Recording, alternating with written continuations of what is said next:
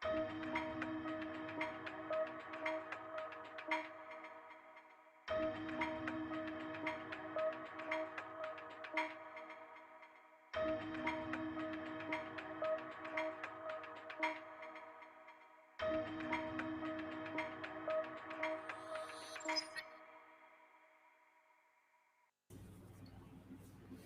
right, what's up, everybody? Welcome. We are live from the Hive. I know it's been a long time since I've done a live stream, but just kind of got away from it for a little while. Was trying to get back to just making videos, and it was just kind of it was a lot when the Snyder Cut was coming out, and trying to cover a lot of content and still be able to make videos and doing streams with other people. So, but I do want to try to get back to it once a week if I can. And so I thought maybe today might be a good start. I see some people joining the stream. See my husband trolling in the chat. Yes, it's been a long time since I've been live. I did want to get back to it a couple weeks ago, but some stuff started coming up that I couldn't really work it into my schedule comfortably. So hopefully can get back to it again. But I do have a guest with me today, and then we'll get into what we're going to talk about. But I do have a guest with me today. Ryan from Zeverfed is here with us. What's up, Ryan? Hey, what's going on? Live from the Hive. I'm good to be back. It's good to be back. We got some stingers for today. Yeah, a couple cool topics to talk about. There's a couple things that have been making the rounds on, the Twitterverse.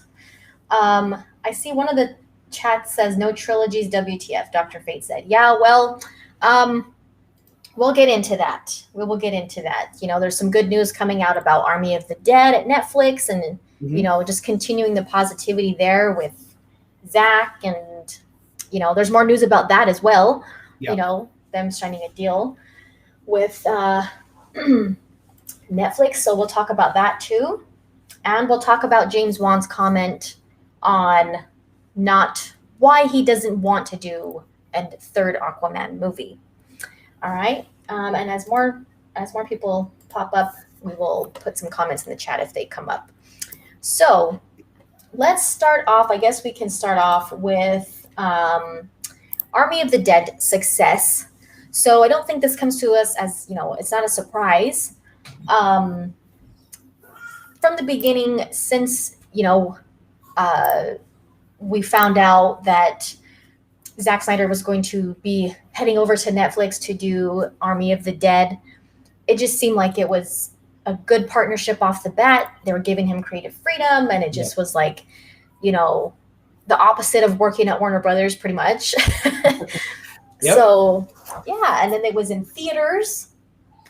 I actually got to see it in theaters with a couple friends, so that was really neat. That was a cool experience.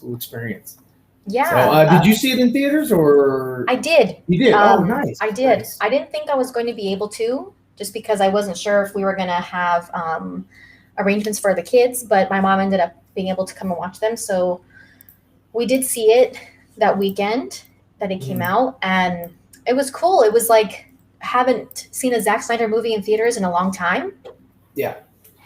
Well, because I didn't actually get to see it in IMAX or anything. Zack Snyder's Justice League. Those have been, I know some people had the showing the other night, the charity showing. So there's been screenshots. No, I haven't seen it in theaters either. So it's only been, on the small screen, or, I guess, small screen for the house. But yeah. So, I've only seen it there. I've ordered my copy of it, so it will be coming to me hopefully sometime in September. So I'm good to go on that. But, so it's, yes, it is me. What's up, Katsuka? How you doing, man? He has found me. He has fire questions, but so to have Zach, be able to continue his story on a different platform is great. A creative, given creative freedom. I don't want to say you can't go wrong, but it's definitely a good mix. Yes, for sure. And so let's bring up, first we'll bring up these numbers here just to kind of look at, because Netflix released like their quarterly numbers. And so they do use their own proprietary technology, like a metric is where, Sure. they count views and all of that stuff. So this was their top 10 for their quarter. And we see that Project Power and Army of the Dead were, I guess, tied for, 8 and 9. They're kind of right Yeah. there at that time, at that point on the chart. 75 million over the first 4 weeks of being released. And this is Netflix's top 10 most watched movies, though. So I think this is kind of overall number of accounts that tuned in during a film's first 28 days of release based on at least 2 minutes of viewing time. So at least you kind of get, well, I'll pull up an article too where it kind of, they explain what kind of metric Netflix uses to count a view.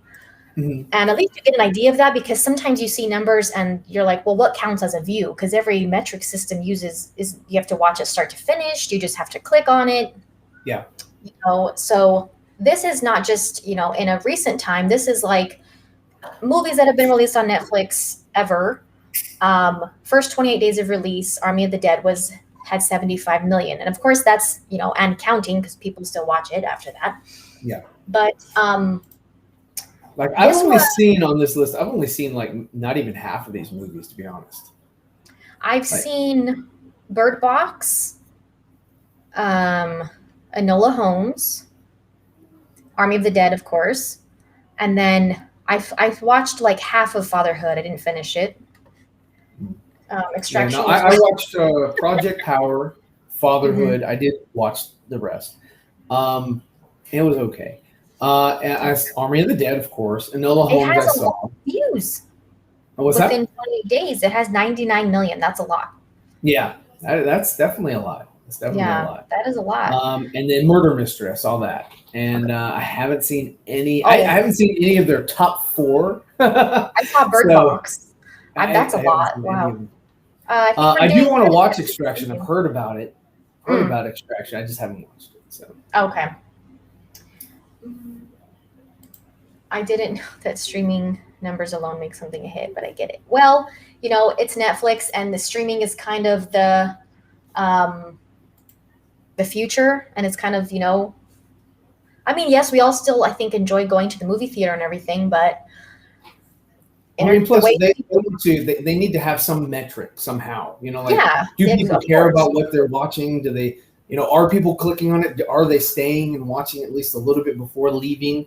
Right. How many of those people are there? I'm sure they have other metrics that like range, like a large, like how many people have seen half of the film, how many viewers, left and came back. I'm sure they have a lot more metrics. This is just one of many different things that they go through or that they go over, because it's to be at the, honest, at the end of the day, it's all about numbers, Yeah, that's what they pay attention to. And they have to have some way to gauge what people are watching, what people are interested in, what do people want more of. Yeah. And I mean, obviously with Army of the Dead, that's started a whole world now at Netflix, because we know we're getting a prequel coming out later this year.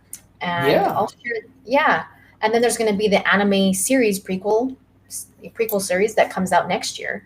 So they're building a whole, that's a whole like original IP now that Zach has started over there.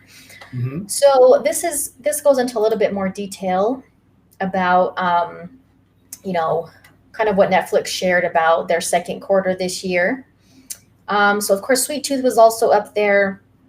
And it says here, the streamer says Army of the Dead grabbed one of its highest view counts ever, with 75 million member accounts worldwide tuning into the zombie movie in its first 4 weeks of release. And then again, it says their viewing metric counts 2 minutes of viewing time of a series or movie, long enough to show the choice was intentional. Yeah, so that's what as a view. And it, again, like we just saw, the chart ranks among the top 10 Netflix titles since the company switched to its 2-minute view standard in 2019. So that's also a little bit more specific. They didn't always count 2 minutes as a view, I guess. They kind of started that a couple years ago. What's up, Dr. Fate? What's up, saying hello to Zeverfet. Thanks for joining the stream, guys.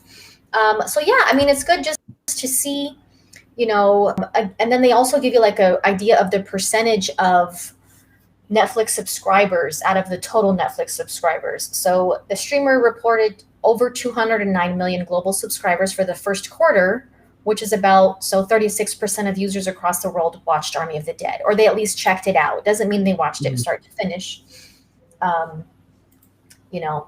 So that's cool that they are at least putting that out there. And then it goes into some of the other,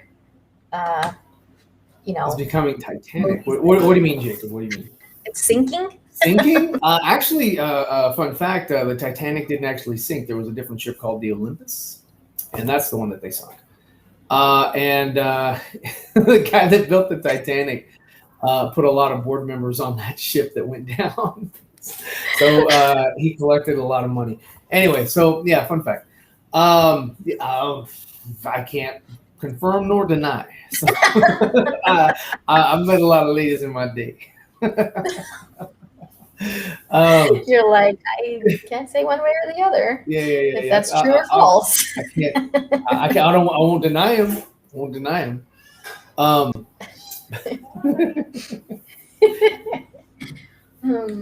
yeah, no, all the stuff that is going to stem from the Army of the Dead. I mean, I can't wait for it. It's its own franchise. Yeah. And that's what Netflix is banking on. They were like, same thing with the Rebel Moon. They're just like, hey, I'm sure. Hey, can we turn this into a franchise? It was just, it was an idea they had for Star Wars back when he was younger, and he's, I'm assuming it's a fire idea. He's repurposed a lot of things and said, hey, let's make this happen. And so that's why they have this new deal with Zach, because he's an idea man. They're like, hey, we get first shot at your ideas. Is that cool? And we'll have that for however long. I don't know how long the contract is for, but they get first dibs. And if they pass it up, another studio, he can shop it around if he wants. He's not locked into Netflix. He signed the deal, and the deal is good for I think it's 6 years. I'll bring up the article. You're being summoned for child support lunch money. Actually, in mediation, we settled, and we both owe zero child support since it's a no contest. So. He clarified, I'm saying how WB is taking L's, and it's just funny how WB leadership is embarrassing themselves. Yeah, I think it's going to kind of continue down that road until, they kind of clean house a little bit, which is all, it's going to take a while. Yeah. Let me see what this comment says. Alley Cat, people used to call me that sometimes. That was a nickname I had. Because you were hanging behind the stool? What? No. They're like, oh, there's that Alley Cat again. She's never on time. Not true. I graduated in the top outside smoking. percent of my class. With Sloan Peterson. Thanks. I'm glad you saw the stream. It was fun. It was a good stream that I was on last night. That was fun. Oh, yeah. I was on a good stream too. Just check it out. Oh, you're on, yeah. Yeah, I wasn't there. Tired WB. Yeah, I think we kind of all feel that pain. Look, I can't wait until hopefully, and everybody's putting their eggs all in one basket, and it won't happen for a while. But I can't wait to see what perhaps will be brought by Discovery. Will they do a changing of the guard? Will there be certain people out? I mean, if that rumor was true about what's his face, the moron at Warner Brothers, Emmerich. If he's out because he was shopping around at Netflix or whatever, is that true? Is his contract about to expire? Is it not going to be renewed? If so, that's positive news for any DC fan. So, because I mean, to be honest with you, looking at the Flash stuff, and I don't know if you've covered this or not, Allie, with the two Ezras. Yeah, I did make a video about that. But it's not. I do need to watch it, and if you haven't seen it, check it out. I understand. And I think we talk about it on Nicotina too. I think. Oh yeah, we talk about. We're not worried about that. We're not worried about that. So, But but yeah, the no, it's a pictures good with channel. Subscribe to yeah, Nicotina. yes, give them some But support. I'm just not as excited for a lot of things. Like Black Adam, I'm excited for, legit. I've been waiting 12 years for that. And Shazam, I'm kind of on the, since The Rock is attached to that, I'm like, I'm excited a little bit for that. And I hope that Henry Cavill is attached to it too. We'll see.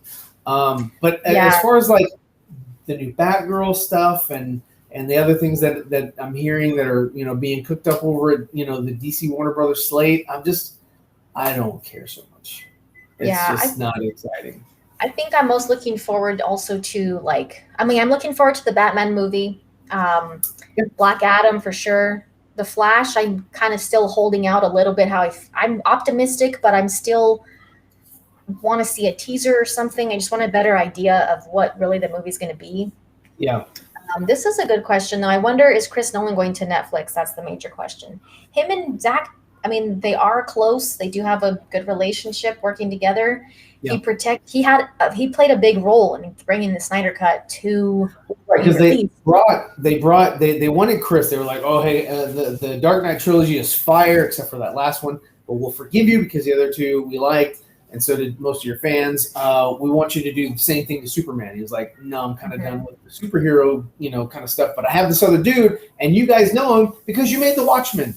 And so they brought in Zack Snyder. He did a fire job with Man of Steel. Certain things that I everybody has nitpicks, but overall it was a good movie. And he also brought us BVS, and he also brought us the Zack Snyder Justice League. So I mean it was a good thing that Chris did. So and Chris got upset with Warner Brothers for what is it, Tenet. They were like, that was one of the movies. They were like, it's not going to theaters. It's going directly to, or same day. It's going to theaters as well as HBO Max. He didn't like that. They gave Gal and Patty a better deal. And so it was kind of a slap in the face because I mean he's a pretty big deal, and he had been a Warner Brothers guy for a long time, and for them and Patty's Wonder Woman movie wasn't a Tenet. Tenet wasn't like flawless, but it was a very interesting and intriguing movie. Are you referring to Wonder Woman 84? 84, yes. Yeah. Mm-hmm. Yeah, it was just kind of phoned in, not that great of story. The acting was the only thing that was good about the movie. Everything else was not good. I do think the performance is what really shined the most in that movie for sure. Right. Yeah.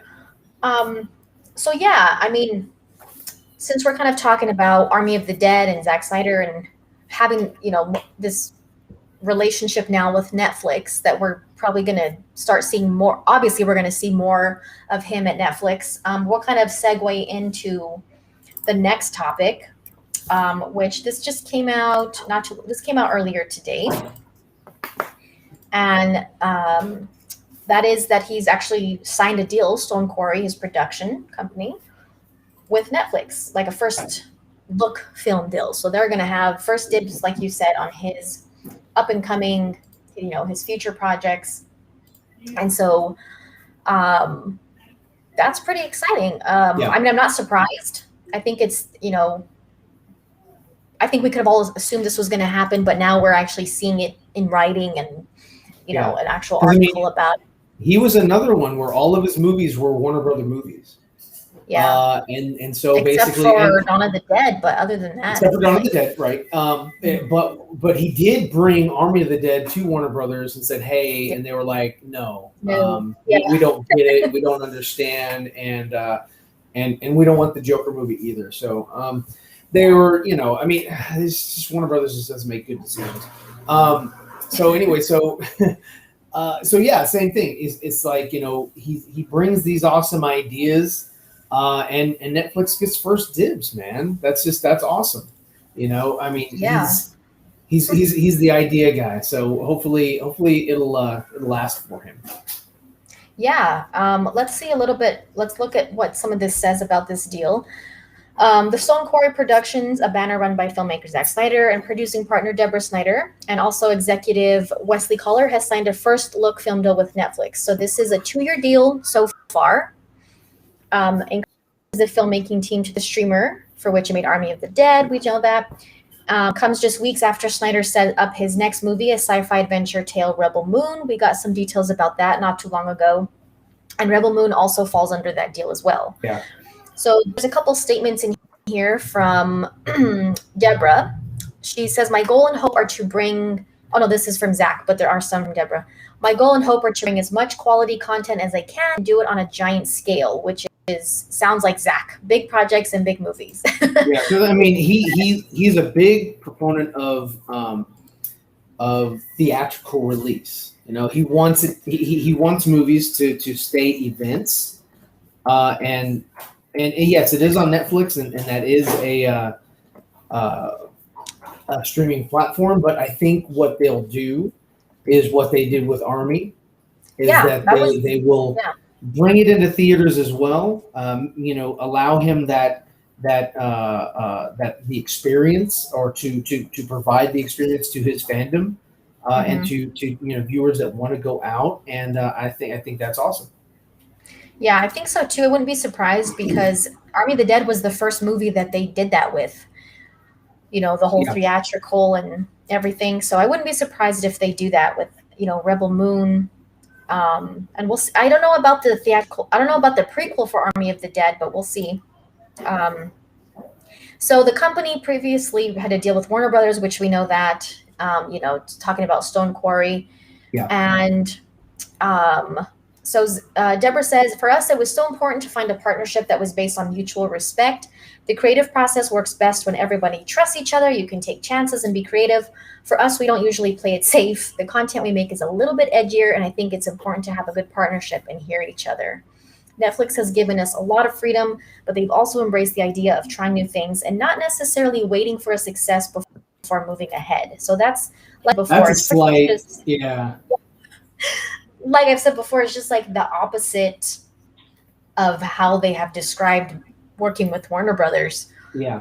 And what's interesting is that, like, Deborah is a producer, or was a producer at Warner Brothers for a while, so for her to, I mean, of course, I'm glad she's siding with her husband and all that, but I mean that has to say something, when you have her, coming out and just, for lack of a better term, talking trash, to her former employers. So yeah, I mean, I'm happy for them. Hey, much success on your new venture, and hopefully it works out. Hopefully we get some awesome content. Because I mean, we're the ones that actually, not just Zach, but we're the ones that actually reap the benefits, because we're the ones that are going to consume the content. Hopefully. Yeah, exactly, and that's kind of what she's talking about here. A consumer isn't going to be waiting 2 years for more, and that is exciting. I give them a lot of credit for developing that partnership and trust. So again, she's talking about that, they did Army of the Dead, but they weren't like, we're going to release Army of the Dead, we'll see how it does, and then we'll decide if we're going to do a sequel or a prequel, or if we're going to add on this universe. No, before Army of the Dead was even released, it was, there's going to be a prequel, there's going to be an anime series that, kind of tells how this all started. Sure. And so they pretty much just gave them the freedom to start creating this whole universe before even the first movie came out. So, again, pretty opposite of Warner Brothers with, I mean, even Warner Brothers, even when they see that, yes, Man of Steel and BVS didn't make $1 billion in theaters, but so that's automatically somehow a failure. They were still successful, in my opinion, financially. And, well, what they did was they listened to fan response, but also to the critics. And the critics were like, this isn't Batman 89. This isn't, this isn't what Chris Nolan brought us. This is different. We don't understand. What are you guys doing here? And so that's sort of, the problem is that they were expecting A and they got B, and they were like, well, I don't know what to do with B. And like, wait, it's making money? It's making money, but it's not making Avengers money. So that's the only thing that we can compare to, but they don't take into account that Avengers was, built up to where Yeah, they were so BVS. far along already Yeah. in their universe. What's up, Kupi Malik? Thanks Oh, for hey being man, here. what's up, I bro? hope it works Good to out for see you. them. Good to Yeah, see me you. too. I hope it works out for them, says Mr. Nice. I do too. I think it's off to a good start because they've kind of established this relationship with Netflix and they've seen how well Army of the Dead performed. And again, I've said this from the beginning, Netflix taking on Zack Snyder and just kind of letting them do what they want to do. I think they also recognize the fan base Game that Zack Snyder recognized has. game. Yeah. Yeah, they recognize the fan base. They recognize that that Snyder fans love to support him and what he does, and whether it's this studio or that studio, this genre, that genre, Yeah. Snyder fans just want to watch his movies, and that's why one of my favorite tweets I've ever seen was when Army came out and Netflix was like, "This is the Snyder cut." Yes. Yeah. That was That very was one funny. of like the best like shade I've ever seen. I love. Yeah, Um, that was really good. so yeah, it just kind of goes on to say that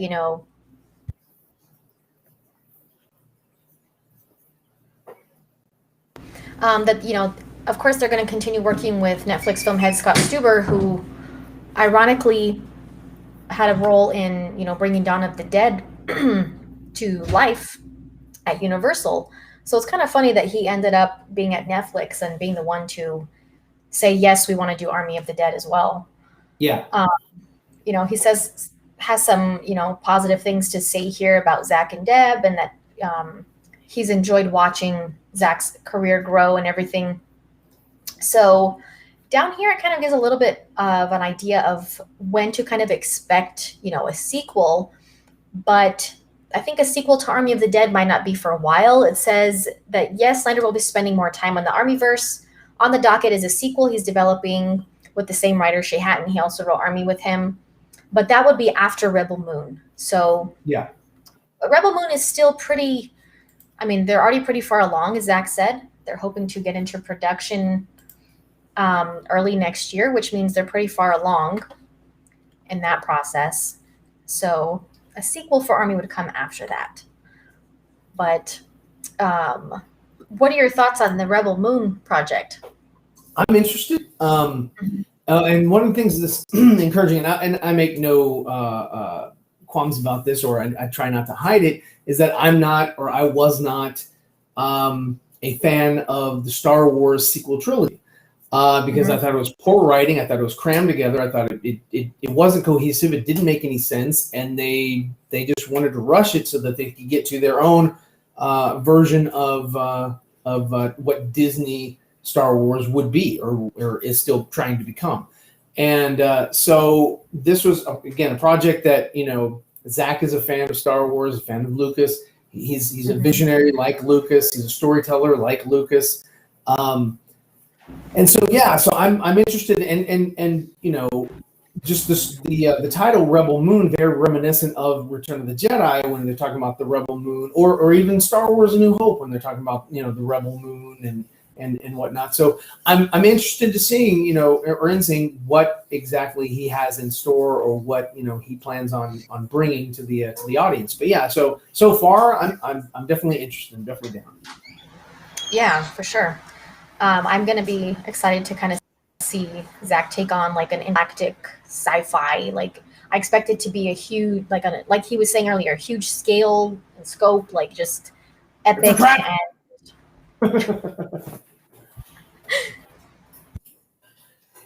So, yeah. I'm definitely interested. I want to see what it looks like. Yes, me too. And I think just like the visuals that Zach,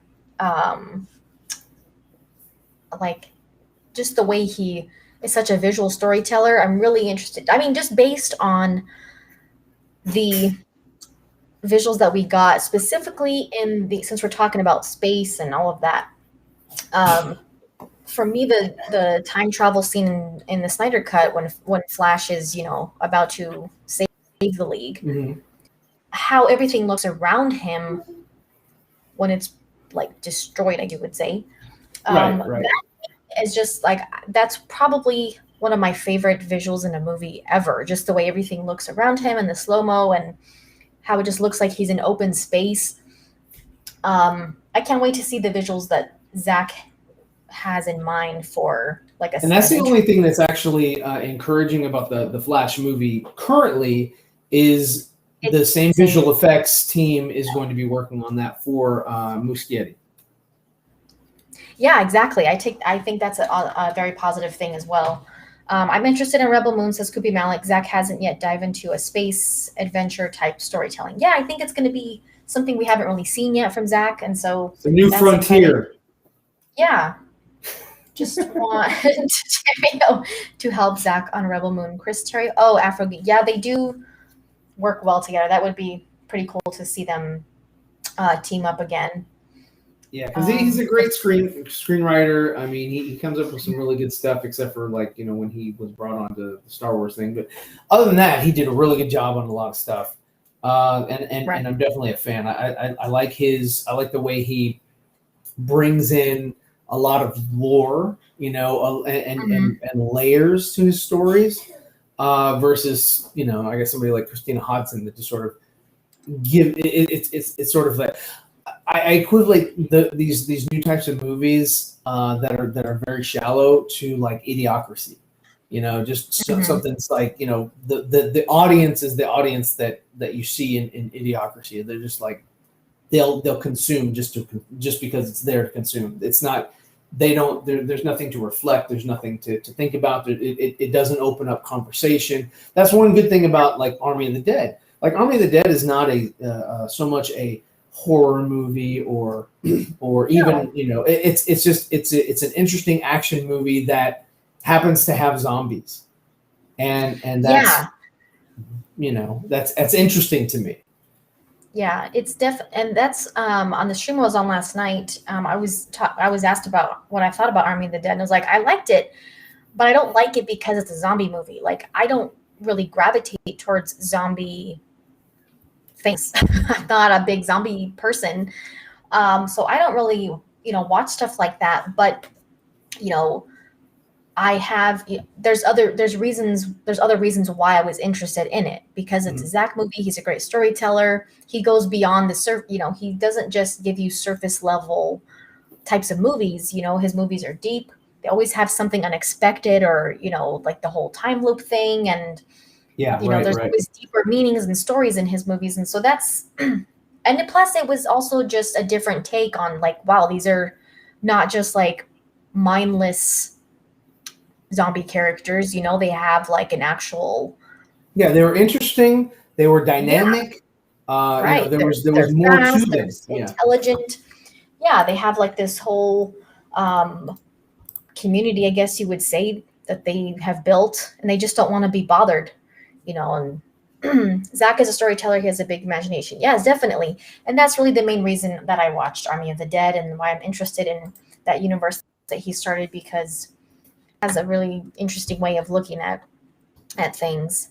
But yeah, the rest of the article just kind of talks about what kind of year Snyder had, Zack Snyder's Justice League, and also the Netflix numbers for Army of the Dead. So I'm just really happy to see them continue working at Netflix. And I mean, of course, I know like we say restore the Snyderverse and everything, but for me personally, I would like it to be under the right circumstances. I wouldn't want it to be a continuation of the experience that they've had for so many years. And I don't think we're in any sort of, or Zach would put himself into any sort of situation where that would happen or occur again. And like I said, there, since he worked on Justice League, and it's kind of weird because it's two different groups, and it seems like it gets worse every time. But since Justice League, he has had to work with like people who are douchebags, but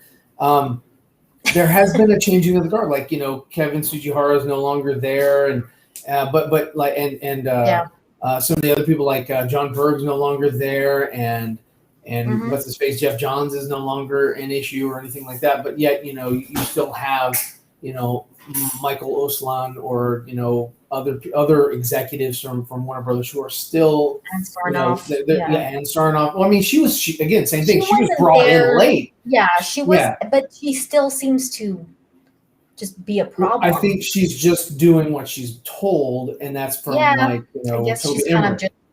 He's like, this is the way I see it. This is the way you need to see it because I'm the one that signs your paycheck. So that's how you're going to see it. And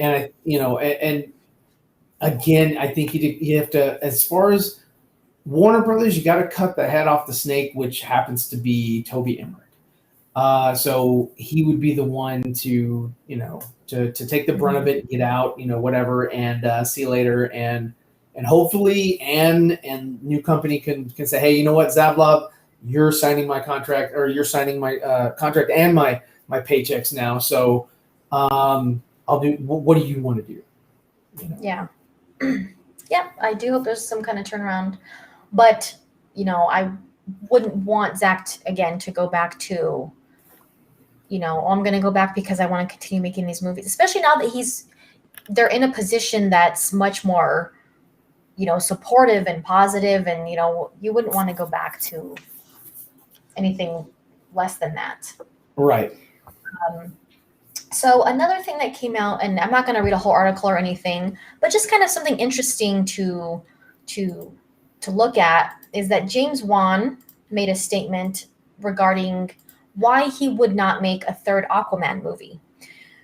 Or I guess that ended up being a trilogy.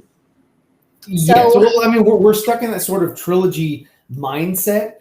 Like everything has to be, it has to have a beginning, a middle, and an end, and then that's it. But it's like if you look at movies like, let's just take for example The Matrix. Both movies, and I got into a little debate with my son today, but it was fun. Is that all part threes are not as good as the first two, which are not as good as the first one, except with the exception of Empire Strikes Back and The Godfather Part 2. But every other sequel is not really as good as the first. Yeah. So, I'm fine. If he doesn't have the desire, like oh man, I got this story that I want to tell, right? Mm-hmm. If he doesn't have that itch, that desire, then he's just going to go through the motions, and it's not going to be a good movie. No, Aquaman 3 is probably going to happen. I think it would still happen, but it'll be a different director. So because he said that, he said there's a reason why I did 3 movies in the same series. So he's not just talking about Aquaman specifically. He's saying that him as a director, he doesn't like to do 3 movies in the same series. He makes horror movies as well. So he said it would be lucky if I did a sequel, and after that I get bored. I want to do something different. So him just personally as a director, he's not saying that, he doesn't want to continue specifically with Aquaman. He's just saying as a director, I don't like to do trilogies, 3 movies in the same series. He said, I'm lucky if I even do a sequel. So it's even a stretch for him to do 2 movies in the same series. But he's done, what does he do? The Annabelle? Oh no, that's he does The Conjuring. Conjuring. He does but he also does the Devil Made Me Do It or whatever. And the thing that goes boom.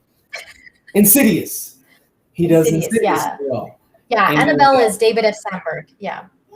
Yeah, but James Wan is a producer on that. But yes, David F. Sandberg, who does Shazam, is also, so that what they're doing is, it's interesting. They're bringing in horror directors to do superhero. I know, and they want everything to be lighthearted.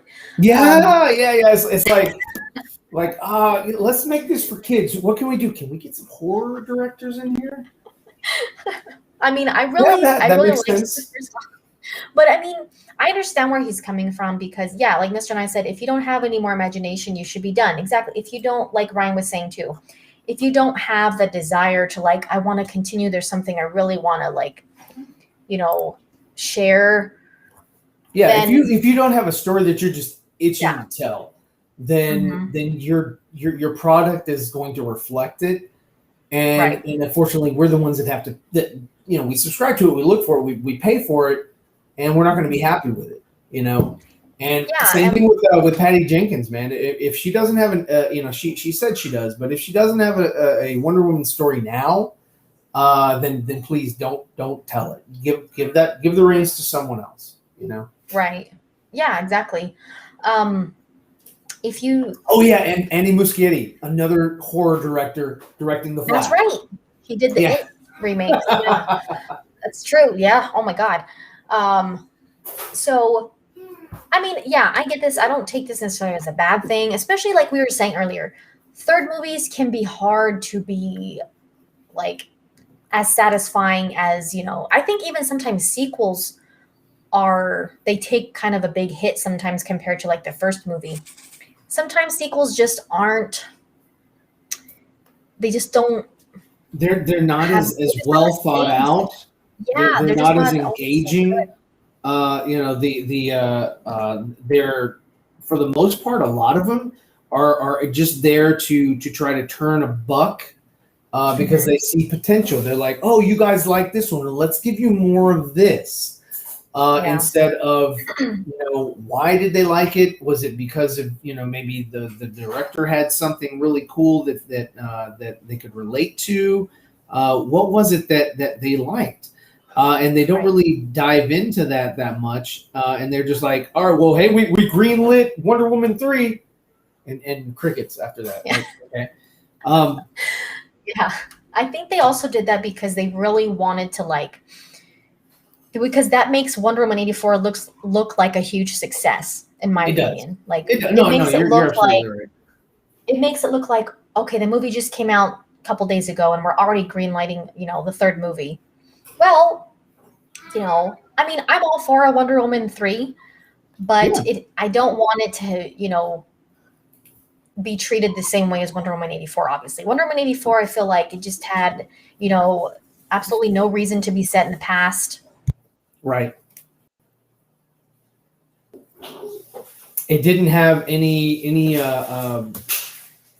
didn't have any reason to be set in the past, but it also didn't have any reason to be made, at all. Like that story just didn't fit into anything anywhere. It was just like, hey, it would be really cool is if we made a movie but made it like a 1980s TV show.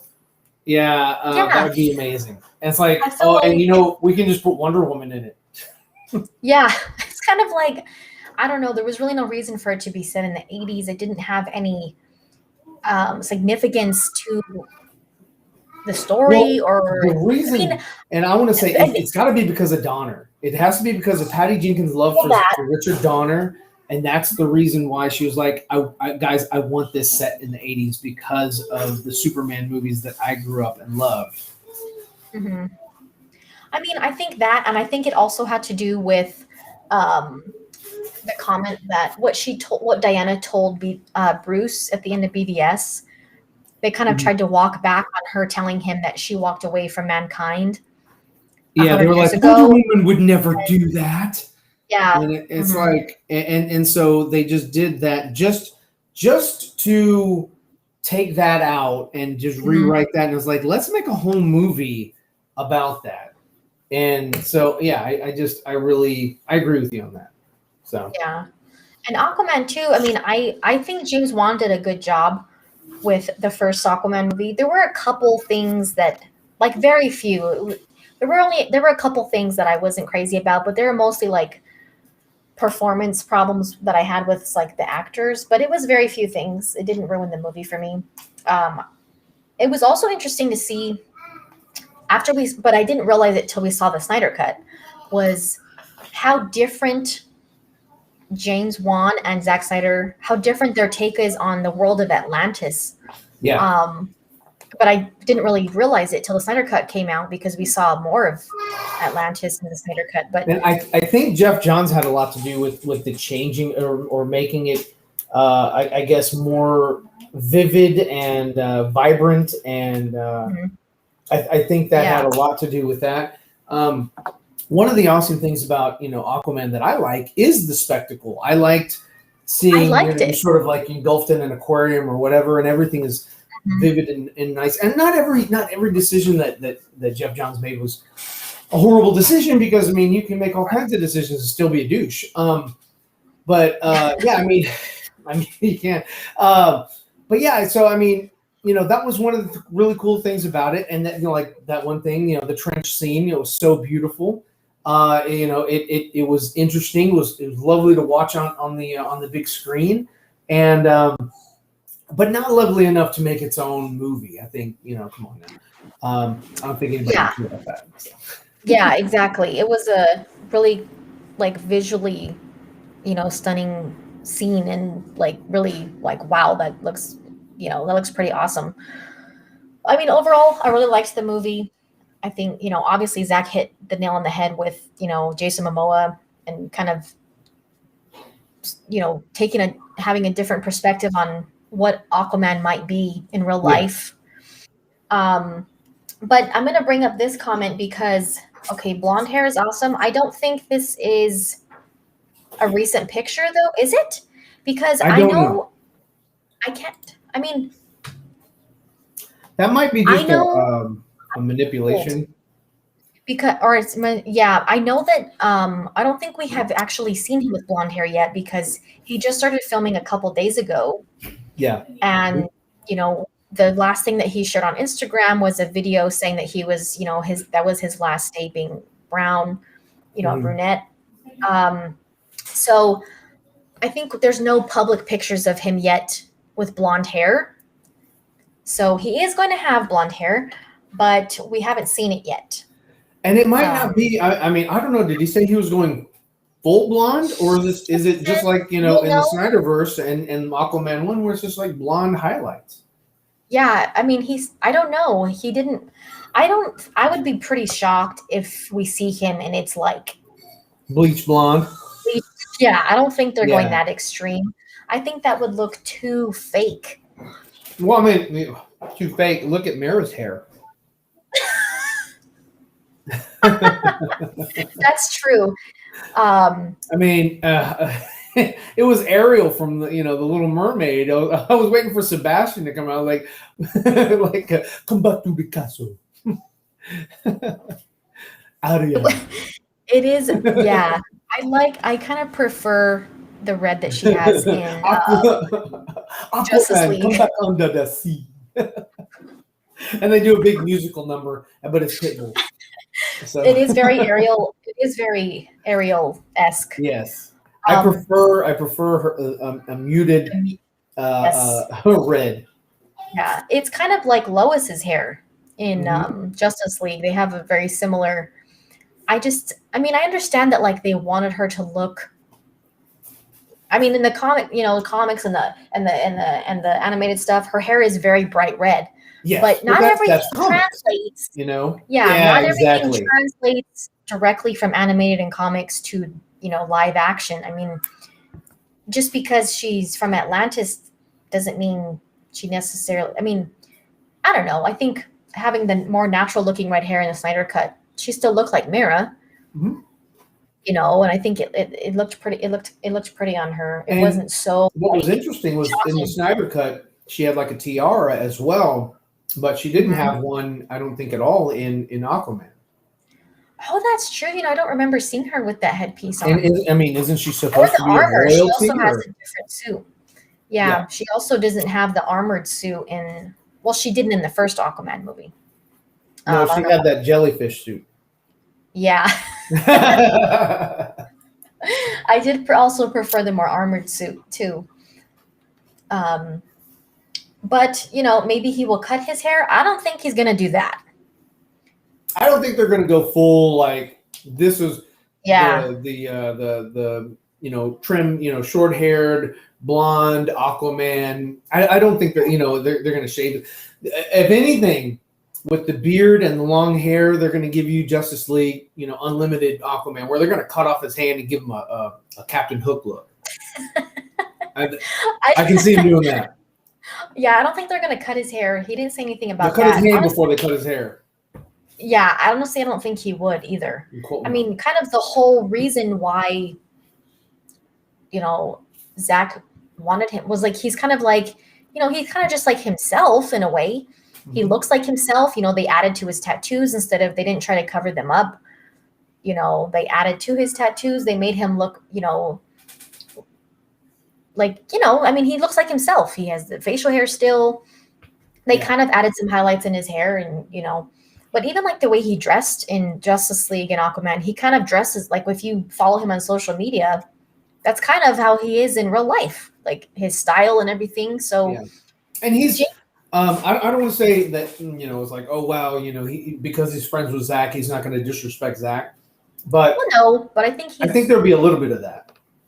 well, I do think, yeah, obviously, I mean, they might want to, make him look a little bit more like the comics or something. But I do remember seeing not too long ago too that James Wan was saying, you know, he, what was he saying? That there were a lot of things that he did that the studio didn't like, or didn't want him to do, but he did them because of Zach, because he kind of wanted to go more that route. And so there was kind of, I don't know if there was tension with him in the studio, but there were things that the studio wanted him to do differently, or, Mhm. a lot of the decisions he made were based on what Zach kind of started. And obviously Zach is a producer. He produced the first movie. He's got that. Um, He's got those rights. So yeah, he's going to make money off of this. yeah, No, yes, he will. yeah. What's up, MSK? Thanks for being here. Hey. So yeah.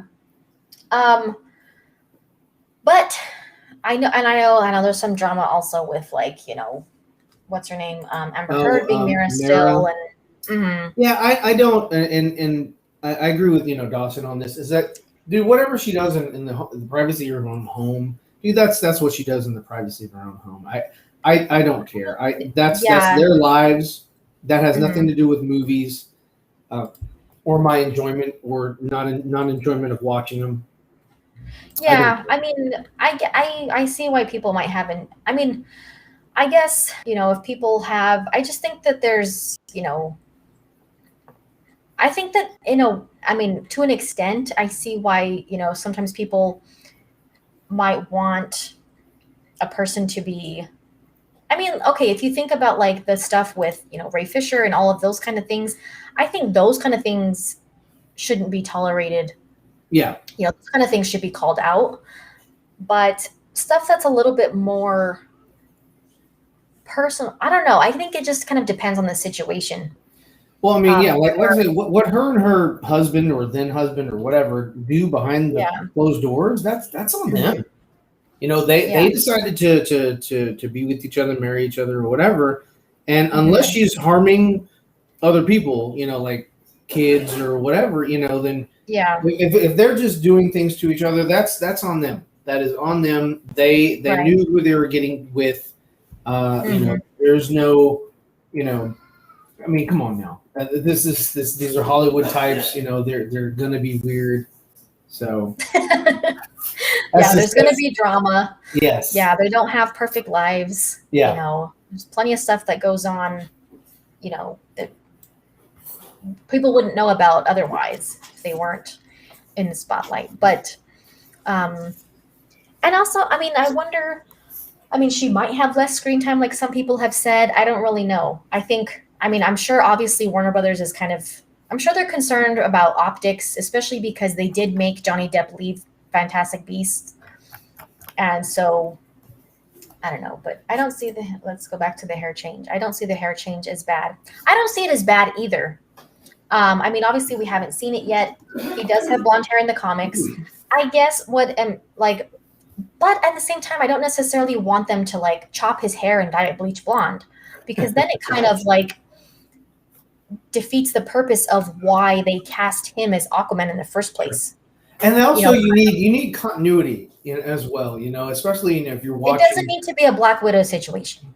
Yeah. I mean, that was horrible. That was Joss Whedon versus the brothers, and that was just like, okay, no, she has short hair. No, she has long hair. No, she has short hair and it's blonde. No, she has.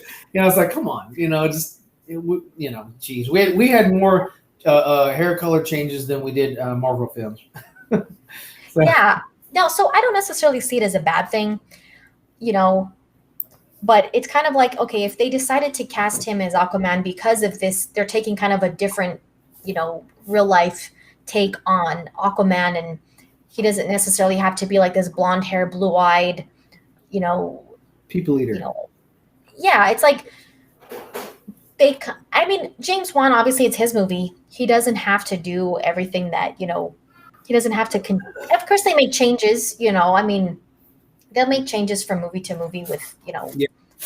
looks or how they, I mean, their suits look different or their hair looks a little bit different, or, they do make those kind of changes from movie to movie. Again, I don't think it's going to be like this shocking blonde color that he's going to have all of a sudden. Yeah, it's not going to be like unpalatable to where like, oh God, oh no. Yeah. Nobody's going to like leave the theater like, I was here for the brown hair. No, yeah. No, of course not. I mean, it's also kind of with Supergirl also. People, as soon as, we found out who was cast as Supergirl, of course, one of the main topics of conversation was the hair. Mm-hmm. And she's not a blonde hair actress. She has dark hair. And now she doesn't just have dark hair, she has dark short hair. Short, yeah. Darker short hair. So and her costume looks different from the classic Supergirl. So we're like, this is interesting. Let's dive into that a little bit more. She's actually the only character that I'm really interested in finding out more about in the Flash movie. Like Supergirl is why I want to watch the Flash. So. That's true. She has captured my interest. I really like the short hair on her, and I think, the bodysuit, it was what I was hoping for, and so I'm really glad that. I mean, I wouldn't have been bothered with the skirt, but I just thought that it would be cool to have a suit similar to Henry Cavill's Superman. Yeah. And that's kind of how it looks. So, I'm glad that it looks good. I'm glad that the symbol on the chest looks very reminiscent. It's not exact, but looks very reminiscent to Henry's. I like that. I think it's cool. It just shows that she's, in that same, I won't say universe, but in that same vein. Alien, and they didn't just, they didn't go back and say, you know what, we're going to do Chris Reeves S. They could have easily done that. I mean, you're bringing back, Michael Keaton. Yeah. They could have easily just said, hey, you know what, the Supergirl from the 80s, that's the symbol we're going to use. Yeah, they definitely could have. The thing is, will a team up movie has to happen, and there's a problem. I guess you're talking about another team up movie, multiverse. Yeah, well, we'll see. I don't even think Warner Brothers has any idea what they're going to do about having another team up movie anytime soon. Batgirl and Supergirl. Maybe. I mean, I doubt it, but I'm just saying. I mean, I would be kind of surprised if they already know. I don't think they know what they want to do with that. They're throwing darts at the wall, and they're like, has any of them stuck? But well, speaking of that, there is a first look at the Injustice animated movie. Yeah. So there's the Trinity there, Superman in the front, jacked Wonder Woman in the back. Wow, look at Batman's gauntlets. Like, holy no crap. Kidding. Like, whoa, dude. Like, is it Batman or Birdman? I was like, what? I mean, I'm currently drawing Batman right now, but I'm like, no way. They are pretty, I mean, you see. And look at Wonder Woman's, like, bustier. I mean, it looks like she's wearing, like, a plate on top. Yeah, like it's a bikini. It's like yes, it's strapless. Yeah. My superpowers hold these up. So, yeah, could be Malik, yeah. She's pretty jacked. That's what people want in real life. People want her to be jacked and curvy. I mean, look at Batman's arms compared to hers. Like his are super jacked. Like there's two of hers and his. I'm like, whoa, man. And Superman here. We haven't seen him. This is like a close up He's kind of like hunched over. Angry Superman. Well, it's injustice, so people can't complain. Yeah, it's animated, so it's okay. It's okay. We got the green light. It's okay. It's only animated, so it's not real. It's pretty interesting who's doing his voice for Superman. Well, to me, it was interesting. Justin Hartley is going to be the voice of Superman. Oh, and who is this? I don't know, Justin Hartley. He was actually Arrow. He was Arrow on Smallville. Arrow on Smallville. He was, Oliver Queen. Yes, you do. Watch, I'll show you. He's. I mean, you probably don't watch This Is Us, but he's also on that show. Did you ever watch This Is Us? This Is Us. No. The series. Okay, hold on. Gotta learn you real quick. Yes, I would like to learn. I'm sure you recognize him. That's why I'm here. We're here to get knowledge. Okay, he doesn't have a picture by himself. I don't know this guy. What? I don't know this guy. Yeah. Oh my God. Okay, did you watch Smallville? I couldn't because it was so goofy. You didn't like Smallville? I mean, I know it's older. Some of the things now are a little bit cheesy, but okay, so you don't recognize Justin. Okay, like as far as cheesy and all that, dude, I watched the Adventures of Lois and Clark or whatever, right? It was Lois and Clark. I used to watch that crap. When I watched Smallville, I was like, this is like, I'm sorry, but it's like Melrose Place mixed with 90210 and they're trying to pretend to be superheroes and I mean, I just couldn't stand it because it was kind of like Power Rangers. Like you had Clark, and the only wardrobe that he could wear is either red, blue, or red, or blue, or red. And he was either had like a blue shirt and he had like a red overshirt, and I was like, is that a cape? And it was always like, is this supposed to be subliminal or is this for stupid people that don't realize that, oh wow, it's freaking Clark and he's gonna be Superman. Because it's like, how did you pick your color, Superman? Well, my parents only bought red and blue, and the occasional blue and red mixed. So that's all I could wear. So those are the only colors, but they look good on me. So, and it's the same thing. It was like I watched the episode with like Bart Allen, like he was supposed to be Impulse from the future or some crap, and it was so dumb. And then to have Lex Luthor living in the same town as Clark, the same small town as Clark, I'm like, really? Well, he didn't. He lived in Metropolis, but it was like they should not know each other at that age. And then you had Lois pop in every now. I'm like, what? Lois? Well, if you watched it, no, it took a while for her to show up. Yeah, but it was kind of like watching Gotham. Like, remember the Gotham show? They were like, okay, so this is going to be just Gordon before he's commissioner and before Batman and before all these things, like, but we're gonna have the Riddler and we're gonna have the Penguin and before they're Penguin and Riddler, but they're gonna become Penguin and Riddler during the show, and we're gonna have Joker. Okay, we're gonna have Joker. We're gonna two Jokers. Okay, we're gonna have two. I was like, come on, you can't. Well, I mean, Lois, like, she didn't show up for quite a while. And at first, she wasn't there. She wasn't there all the time. Like, it actually took a while for them to have a relationship. And so, like, if you kept watching, like, eventually she started staying around more, and then they, started. They shouldn't have had a relationship. That is only when he moved to Metropolis. Well, it still took a long time. I mean, I guess it wasn't until like the last season when he was actually more like he worked at the Daily Planet. They worked there together. Because there's like, it takes a lot. I mean, it was 10 years, the show. You should have known from the credits. I mean, even they were trying to tell the audience, like, somebody save me.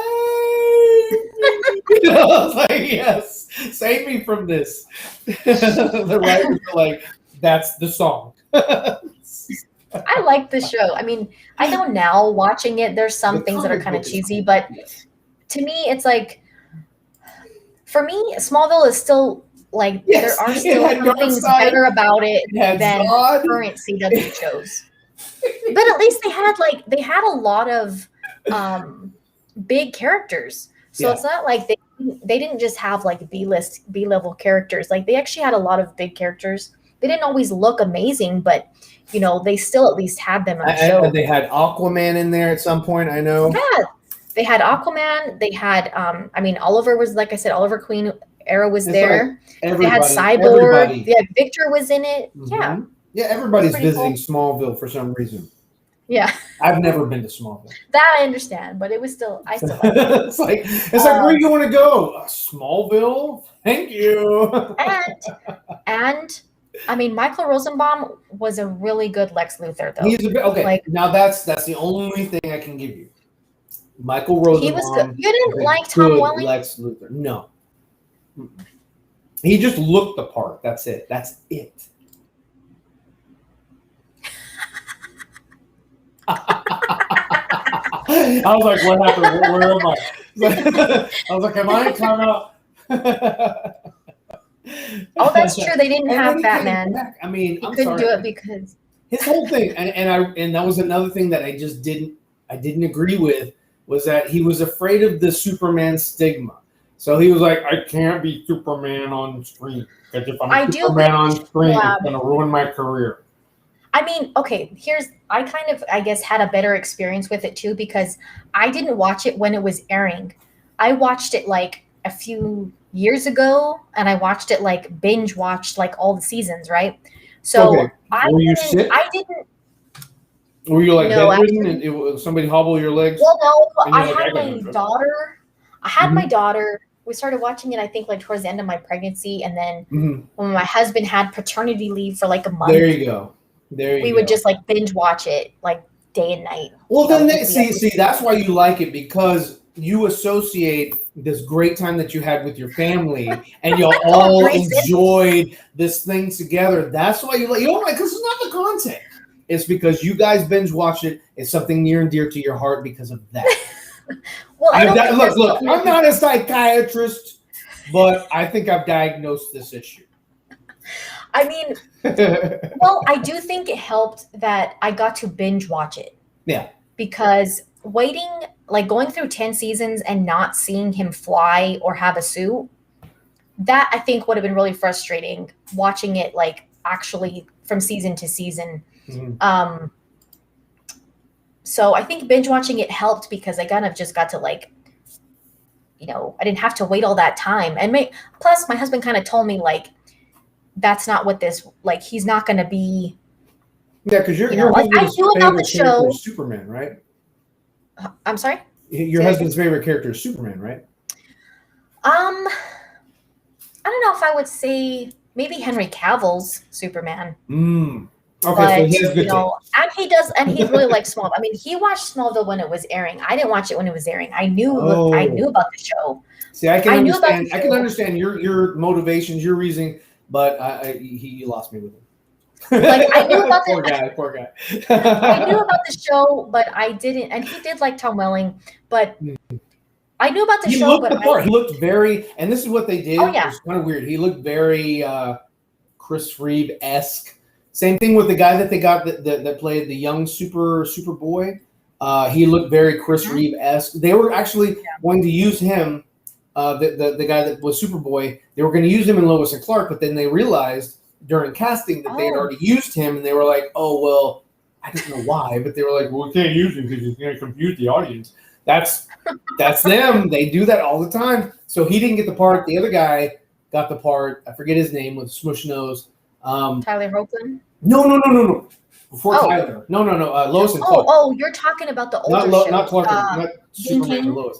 Dean Cain. Yes, Dean Cain. Yeah. So Superboy, the guy that played Superboy, was going to be Superman in Lois and Clark, but Dean Cain got the role because he was already Superman, or he was already Superboy.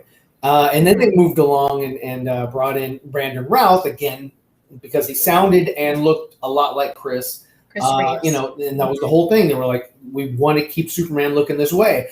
And actually, Henry auditioned for that role against Brandon, and they chose Brandon.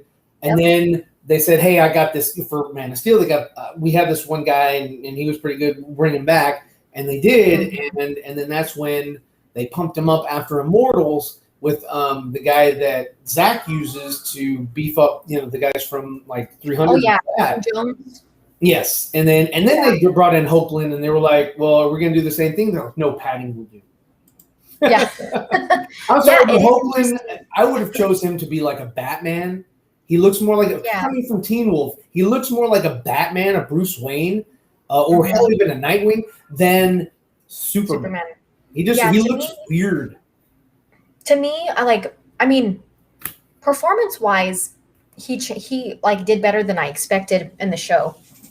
I haven't finished it. I only watched like the first.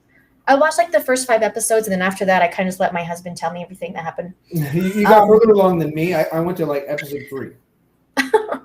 So, but I mean, compared to how they introduced him on Supergirl in the crossover episodes, I do think he was much better in the actual. He's actually better in his own show than they portrayed him on Supergirl. Because performance-wise, Supergirl, what they were trying to do, which was interesting but also not, is that they were trying to make her look amazing, and he's Superman, the flagship character of the DC comics.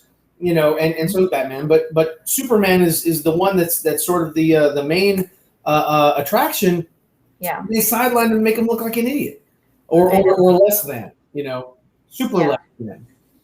Man. Yeah, and so that's why I was actually pretty surprised by how much better he is in the show. But Supergirl's not it. When she comes in, he'd be like, oh. It's like, oh, Smallville, what happened? Like, oh, my muscles, they went away. But it's still like I still don't see him as Superman. Yeah. Like I don't see Superman when I look at him, but But I mean, then I don't know when this movie comes out, but the Injustice movie. Yeah.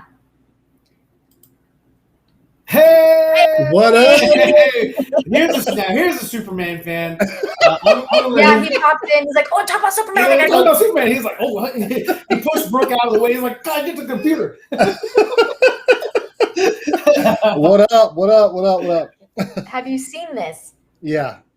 Yeah. What do you think? What do you think? No, I was trying to hurry up, man, and finish the shit I was doing so I can jump on. I do remember hearing, sorry I'm late, man, but I Ryan was like, look at this gauntlets. Oh, that cracked me up because I didn't even notice that. Well, the first time I saw it on my phone. And so I didn't really notice it till I pulled it up on the screen. I was like, oh, dang, they look like Wolverine's boots. They do look Wolverine's claws. His claws. Yeah. Okay, I'm a big fan of those games. So I don't even know what to think about this right now. It looks nothing like the game. The game. No, and that's where it originated. Then they made the comics of it. The comics look like the game, like and this doesn't. So I'm not going to pass too much judgment. I'll wait and see what it looks like in motion. But like that shot right there looks nothing like any of the. I can't remember seeing Superman look like that, or Batman's gauntlets looking like that.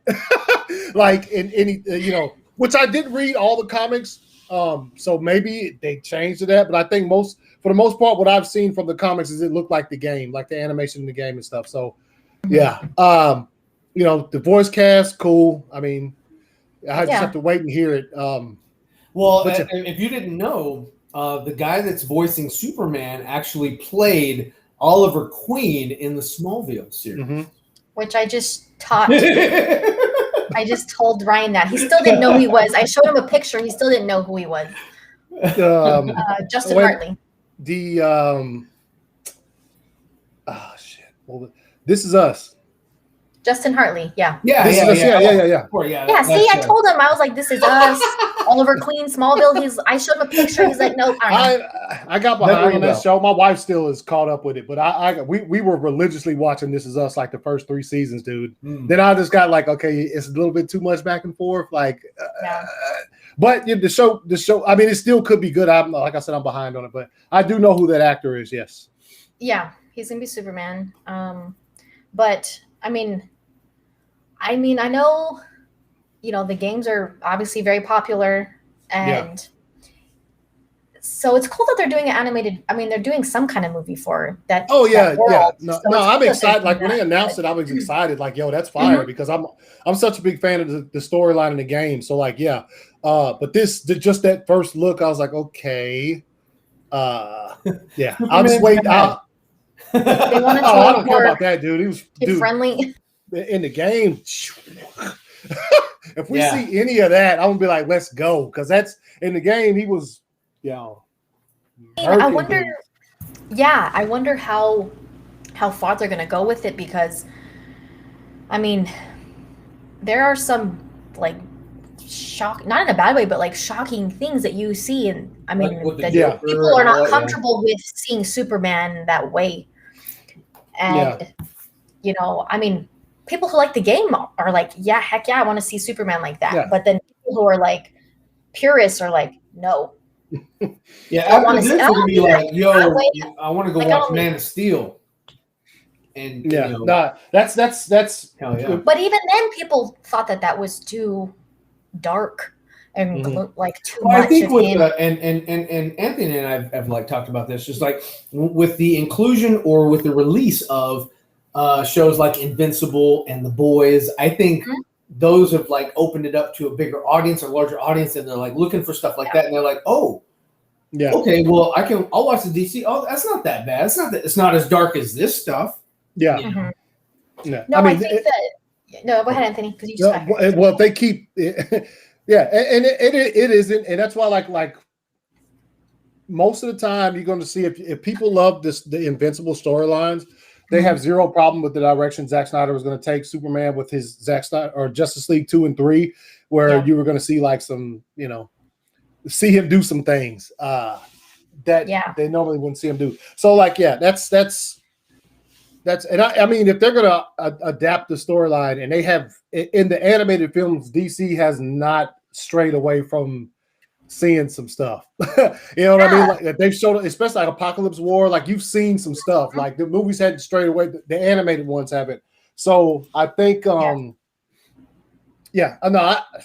obviously I don't have a problem with it. So I hope they keep it to where you see him like doing some dirt as far as the storyline from like Injustice and stuff. Yeah, me too. I mean, that's the thing, is like a lot of their animated movies are, I mean, they have plenty of rated R animated movies. Yeah.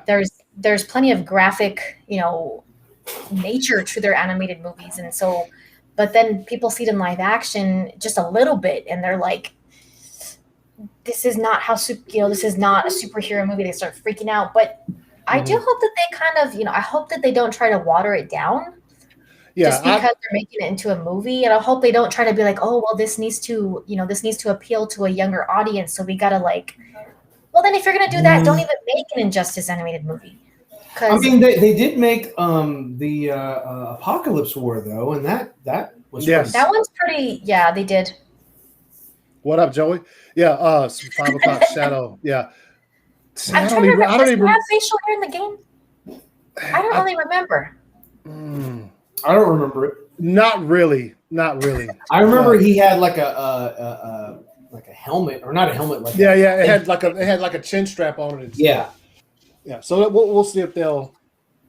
Yeah, but they even going back as far as like early in the DC animation with that first universe before they try to reboot it and stuff with Apocalypse War, like the Flashpoint Paradox, that shit is grime and violence. Like, you know what I'm saying? Like that is. Well, yeah. I mean, shot him through his brain. I mean, what? Yes. Yeah. Let's go. Yeah. Even when he's doing like the whole, like he's hooked up and they're like electrocuting him and trying to like jump. Recreate. Yeah. That is like he's all burned, and I mean it's. Yeah. So that's a lot. I think I think they'll stick pretty close. You can't do that storyline without like there's right at the beginning there's one that's pretty dark. Superman puts he shoves his hand through the Joker and kills him. Yeah. So like spoilers. Yes. Yeah, well, if you don't know, Jesus Christ. But I think that's. If the movie starts off and it doesn't have that, then I'm gonna be a little bit questionable as I watch the rest of it, because that is an important. That's a major. Yeah, that's kind of what that's kind of like what sends Superman on this path is like he thinks, Lois, what happens with her? He like gets tricked into the Joker tricks him into killing her, right? Yeah, basically, yeah. With the bomb thing, yes, yeah. But that stuff. So I mean, if that, you have to have him. You have to show him kind of like. Well, obviously, that's the one we know that the thing that will ever send Superman down the opposite path is obviously if something happens to Lois, just like we got a taste in the Snyder Cut. So they have to show like. There wouldn't really be a reason to do it if they're not gonna, stick like. Yes, especially that part. Yeah. There can be other times when Superman murked some heroes throughout those 2 games and throughout the books. Like there could be some other times that they might not show it, but that one that has to be there. Yeah. Yeah, that's one of the main. Oh, it is the writer Batman Hush. Okay, I liked that one, except you liked Hush. I liked it up until I found out who he was. Oh, yeah. It was a lack of a reveal, in my opinion. Yeah, it was horrible. Other than that, I wasn't excited about that at all. I was kind of like, dang, that wasn't. I was expecting it because it was kind of going in that direction, and I was like, well, that wouldn't be much of a twist. Yeah. But okay. Yeah. Well, did you watch The Red Sun? Oh yeah. Yeah. Okay, so that kind of, I wouldn't say that was like an Injustice storyline, but it's a very different. It's kind of like, I mean, it's Superman is like a dictator or like a tyrant in a way. So that kind of gives an idea. I mean, that was a very different movie. I liked that one. So it's not really Injustice, but it still kind of shows Superman in like he's not necessarily a hero. He kind of is just like he rules with like an iron fist type of thing. Yeah, fear toxin. I think was that what he used? That's right. That's right.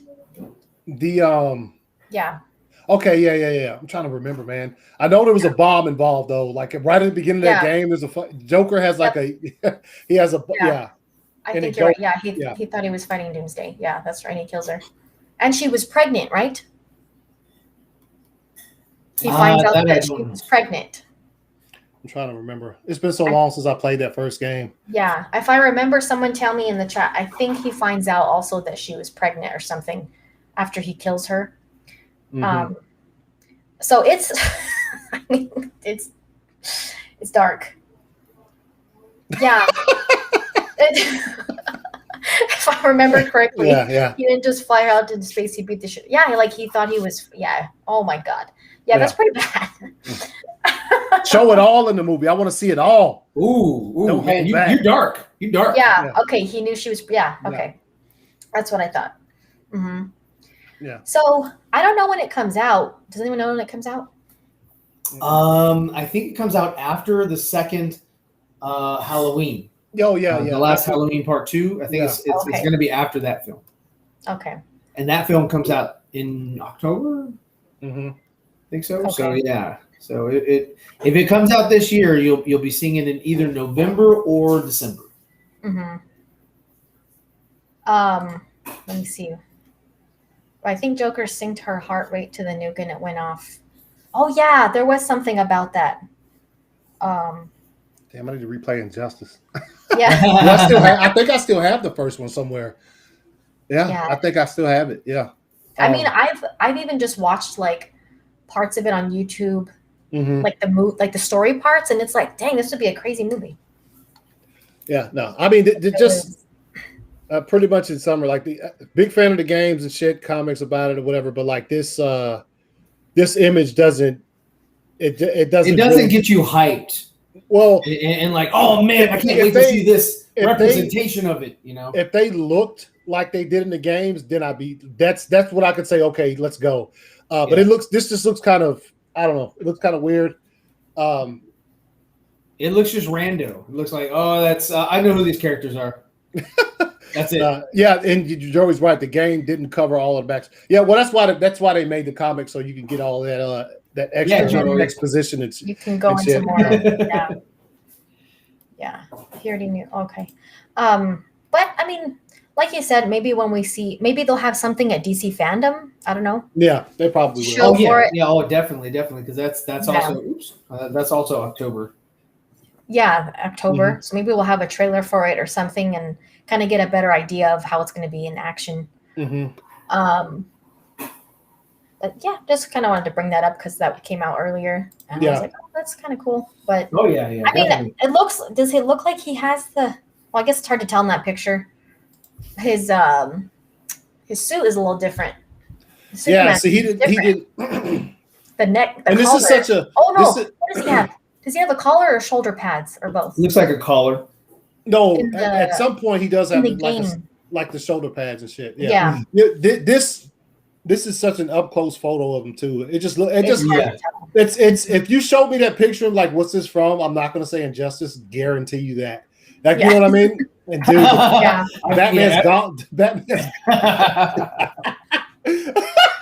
Yo, what are they going? I'll tell you what, it's not. It's not Injustice. Yeah, I didn't even notice that. It was so funny. It was like as soon as I brought up the picture, that was the first thing Ryan said. I was like, I didn't even notice.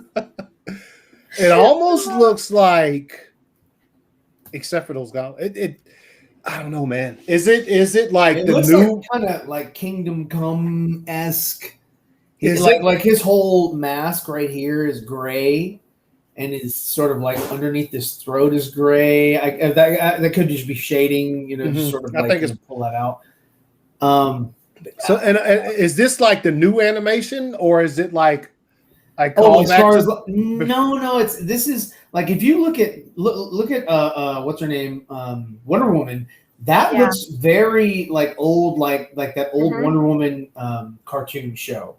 I think it was just called Wonder Woman, where she was on the cover and she had the lasso or whatever. It looks like that one, like that Wonder Woman animated movie. Yes, it looks like that. Except she's more ripped right there. Than she's super ripped. Yeah. That's what we were talking about earlier. Yeah. I was she got them gains, yo. Gains. She's straight from the mascara. She got that dub. I hope he's wearing pants. No. He's not. What's weird, another thing talking about that is like Texas? you could see the just the bottom piece of his collar, so which is reminiscent of that, like that collar he had in the cartoon where he had like a collar and it had like a it's that whole New 52 collar. Yeah, exactly. Where it's like red around. It's straight from the comics. I mean, it's comic book accurate. but look at his mascara around his eyes. Look at the bottom. His shield, like, it's so weird looking now. Really seeing the shield, the top of the shield, the red, yeah. And, well, it's on top of his cape. I see that. You know what I mean? Like it's the cape comes down and the shield is on top of it. So his cape is like way out. So maybe the cape is in there, and then it goes. Yeah, dude. Like it doesn't just come off his shoulders; it comes off of the. It comes off of the shield. The chest piece. Yeah, which is very reminiscent of the like I think one of the skins that was in it. Oh yeah. It's interesting that this would be the first little like image that they share from that. Yeah. It's like this gives you nothing. Like okay, so they're on the watchtower and it's Batman, Superman and Wonder Woman. Wonder Woman, and they look to be alone because it looks empty. And are they about to watch there? Are they about to watch him laser somebody? Like, dude, like I know you don't know what it's what. It looks like this right here. He's contemplating. He's thinking. He's upset. Something's already happened because he has the 5 o'clock shadow. So he's been sort of recluse for a bit. And these two are like, Clark, what's going on? What's wrong? Like, like. Whatever. If something's already happened, what should have already happened, and which Batman saw it happen, was him kill the Joker. It's like that's my job. I don't. Maybe this is some pre stuff before, but I don't know why he would have the shadow. I mean, that's I don't know. That's crazy. Got to have him kill the Joker in the movie though. If that doesn't happen, I'm gonna be like, oh, okay. Yeah. The expectations really lowered now for sure. Because that's very, very. That's what pushes him off the edge right there. Yep. Yeah, that's why all this happens. In the first place is like then they're kind of like divided and they're taking sides and trying to stop him, and then some are, so. Yeah. Yeah, I mean, I don't know, but earlier, Anthony, too, before you got here, we were talking about. Yeah, we had a whole conversation before you got here. Oh, for real? The last thing we talked about before that was James Wan's comment about why he wouldn't be doing an Aquaman 3. Did you see that? Yeah. Mm-hmm. Yeah. I mean, that's his thing, I guess. I liked Aquaman, and I enjoyed James Wan as a director. I hate to hear that. It also kind of second one comes out, does $1 billion too. Dude, you coming back? It's gonna be yeah. You're coming back. There's no because also, and if he really doesn't, if the second one does $1 billion, that means it's probably rather enjoyable. And if he doesn't, dude, we're talking about like Warner Brothers here. They might pick some scum of the earth to fucking finish off a trilogy. And who wants that, dude? You know what I mean? Like a certain vibe. James Gunn, come on. Okay, relax. Relax, Allie. Oh man, you're throwing us to the wolves. You don't like DC content, do you? No, I would think that he's if the second one does $1 billion, that's hard to. And I understand his philosophy on doing trilogies and stuff, but that's. Yeah, I would hope he comes back because there's a certain vibe. You made a good comment there though, man. Because I never even contemplated that. I thought hey, because of the desire. Yeah. Like if you don't have the desire, it's like I said earlier, and I still stand by that. If you don't have the desire, your property is gonna suck. Your movie's gonna suck if you don't want to really be there. Yeah, because you're gonna phone it in.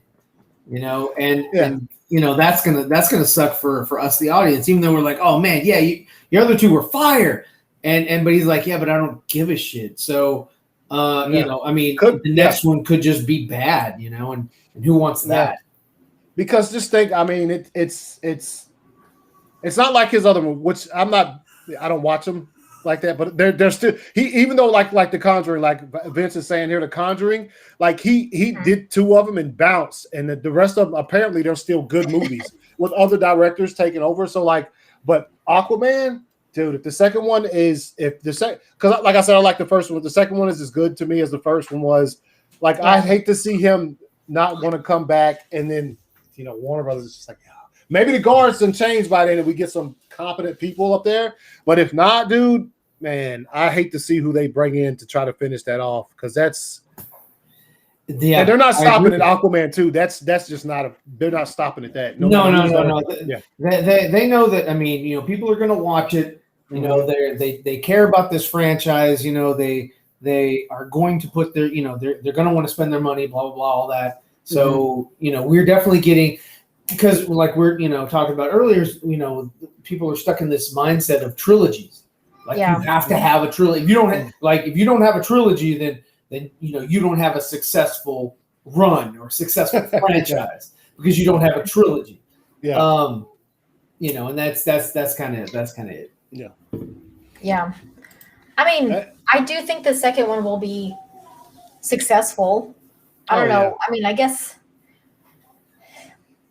The first one made $1 billion, so I don't know I don't know. Sometimes we were talking about this earlier too. Sometimes sequels are hard to recapture the. They're not always as good as the first ones. Yeah, which I think. Give me a good. Okay, now you have to not Godfather 2 and not Empire Strikes Back.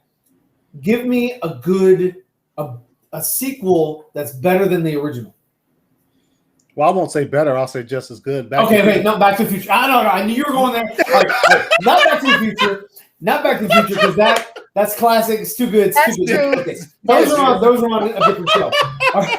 You can't use that. Okay, give me another part 2. Well, do you think something that's better than the original? Superman 2 was pretty good, especially the Donner cut.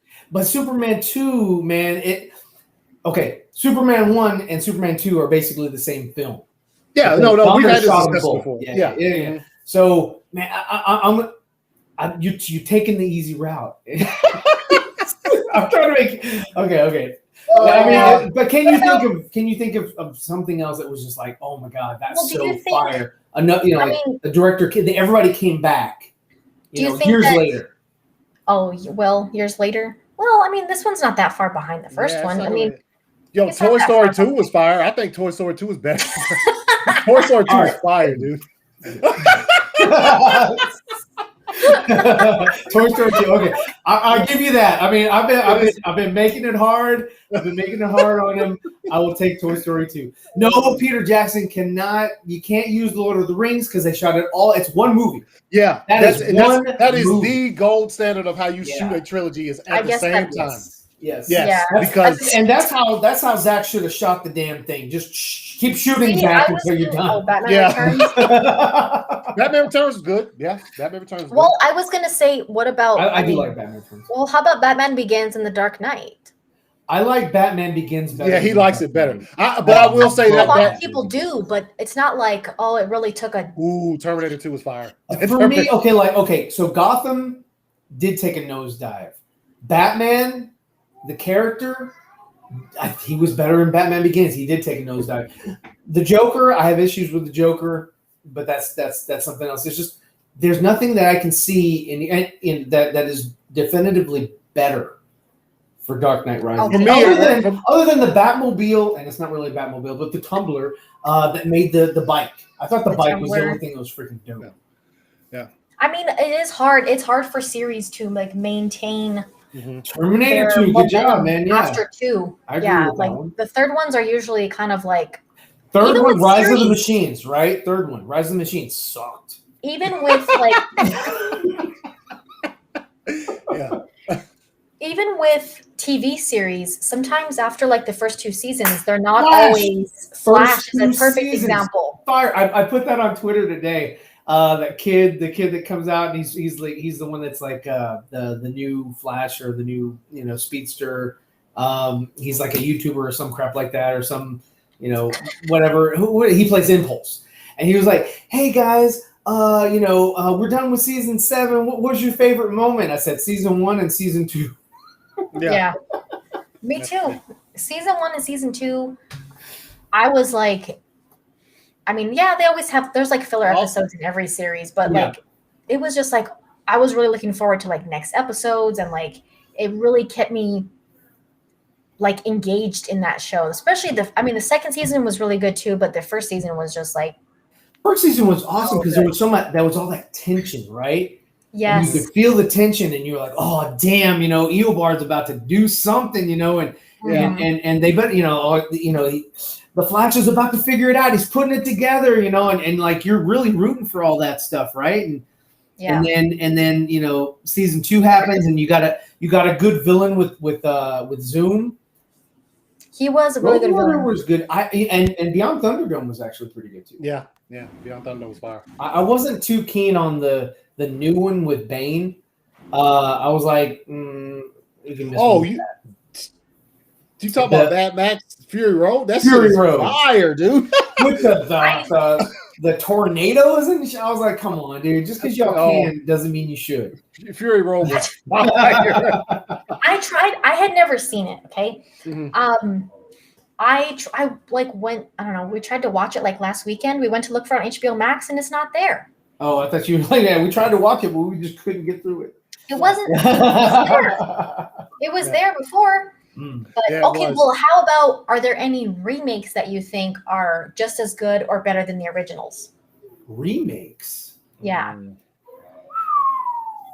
That's a hard one because remakes to me can be like hard for, remakes can a lot be a hard pass. Yeah. Like Willy Wonka and the Chocolate Factory versus Charlie and the Chocolate Factory. I'm sorry, Willy Wonka wins. Willy Wonka wins. Get out of here. Yeah, for sure. Well, even with Disney, them making live action stuff, yes, live action versions of their classic animated stuff. Mulan's a hard pass. Jungle Book is not good. Jungle Book. I like Jungle Book. I wasn't more interested in Mowgli than I was in Jungle Book. Mm-hmm.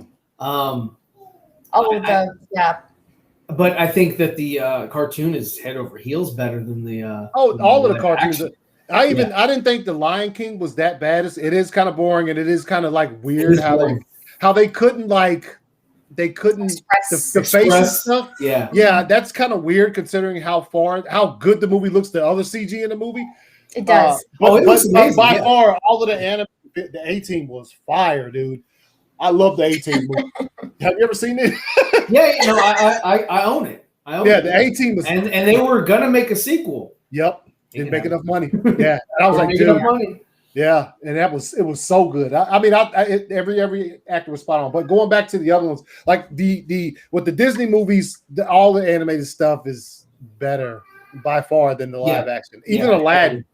Aladdin was fun to watch. Completely. I'm sorry. I mean, you didn't like it even without.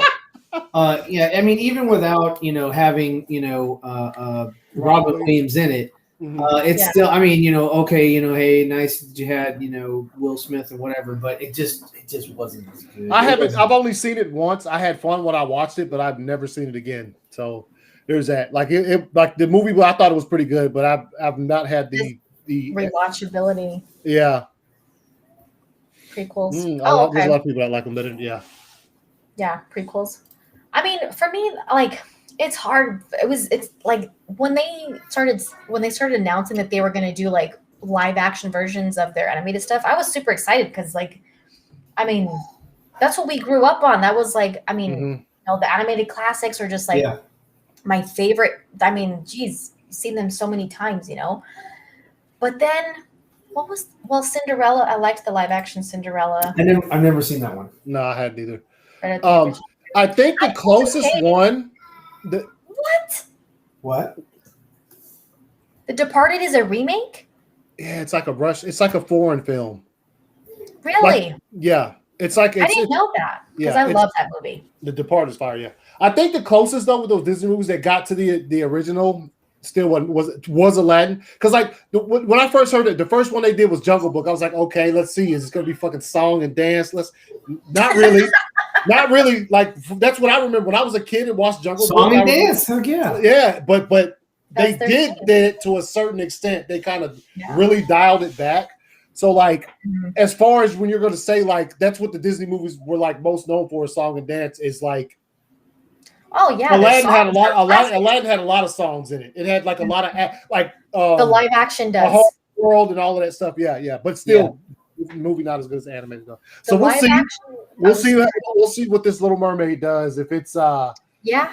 I'm not excited. Are you guys excited? No, not really. No, not from the track record from the ones that they just made. So like, I think that's the hard thing is like their live action ones haven't been like amazing and like oh my god, it's so much. It's just like exactly what I wanted out of a live action. I will say though that like Aladdin, and probably I think for me so far the best one has been Beauty and the Beast.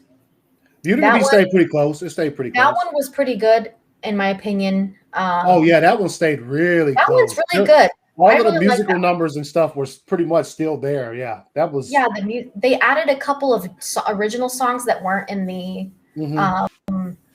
animated one, and I like what's his name? Shoot, I always forget his name. Something Luke, the guy who plays Gaston. No. Oh, you talking about Luke? Yes. He was.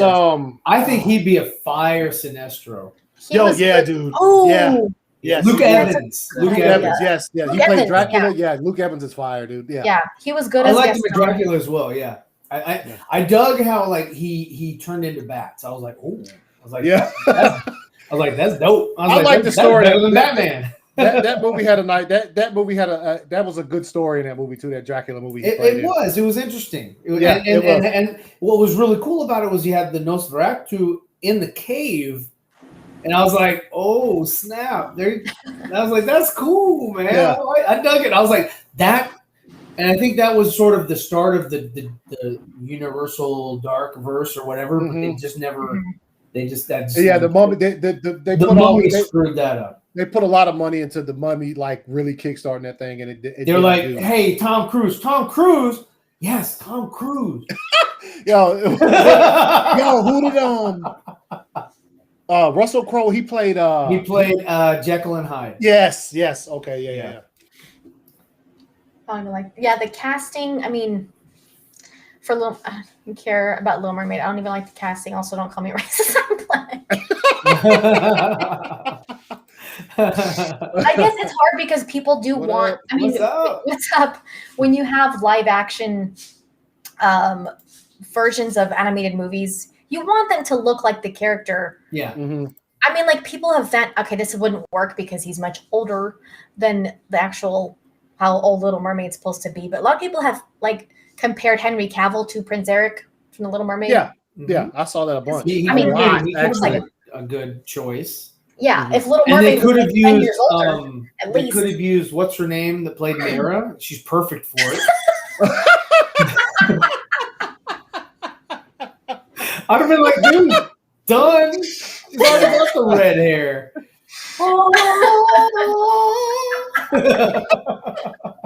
I definitely see that. Well, he was also Amber Heard, yeah. What's her name? Stephanie. What's her name? The author of the Twilight series. Oh. Stephanie.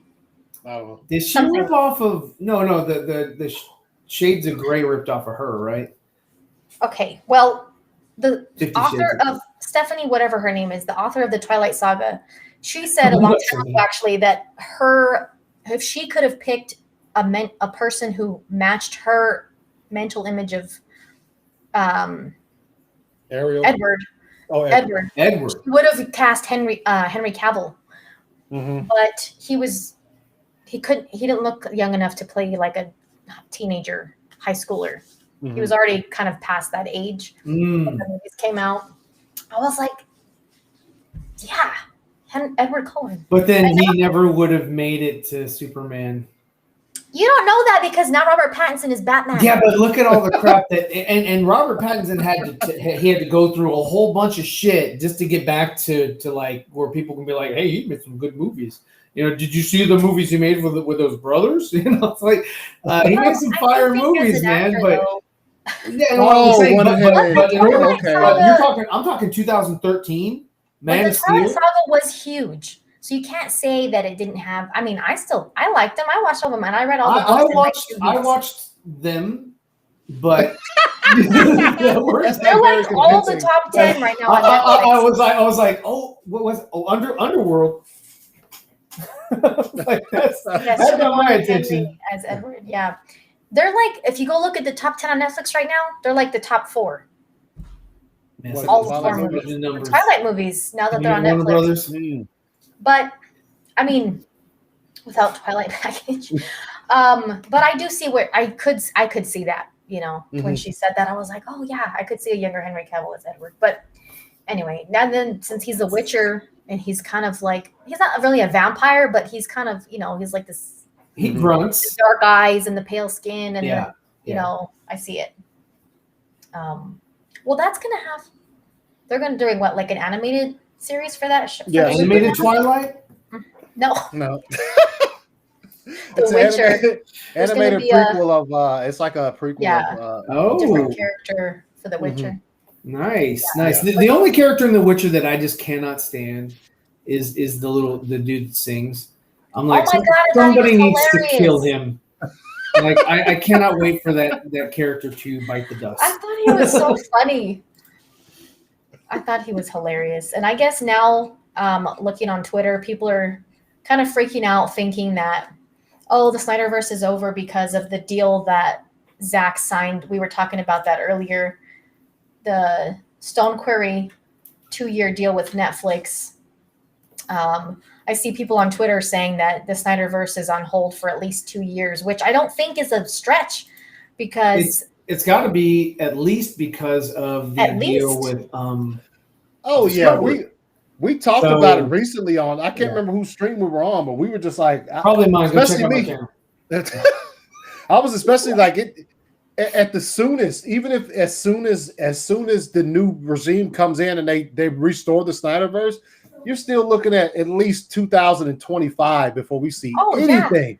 Because then they have to write us, even if he knows where the story, obviously he knows where the story would go. They still have to have a lot has to happen before they start filming a movie. They're not just like, okay, there's a new people in charge. You can start filming now. Well, that's not also who knows where the rest of these actors are contracted to be.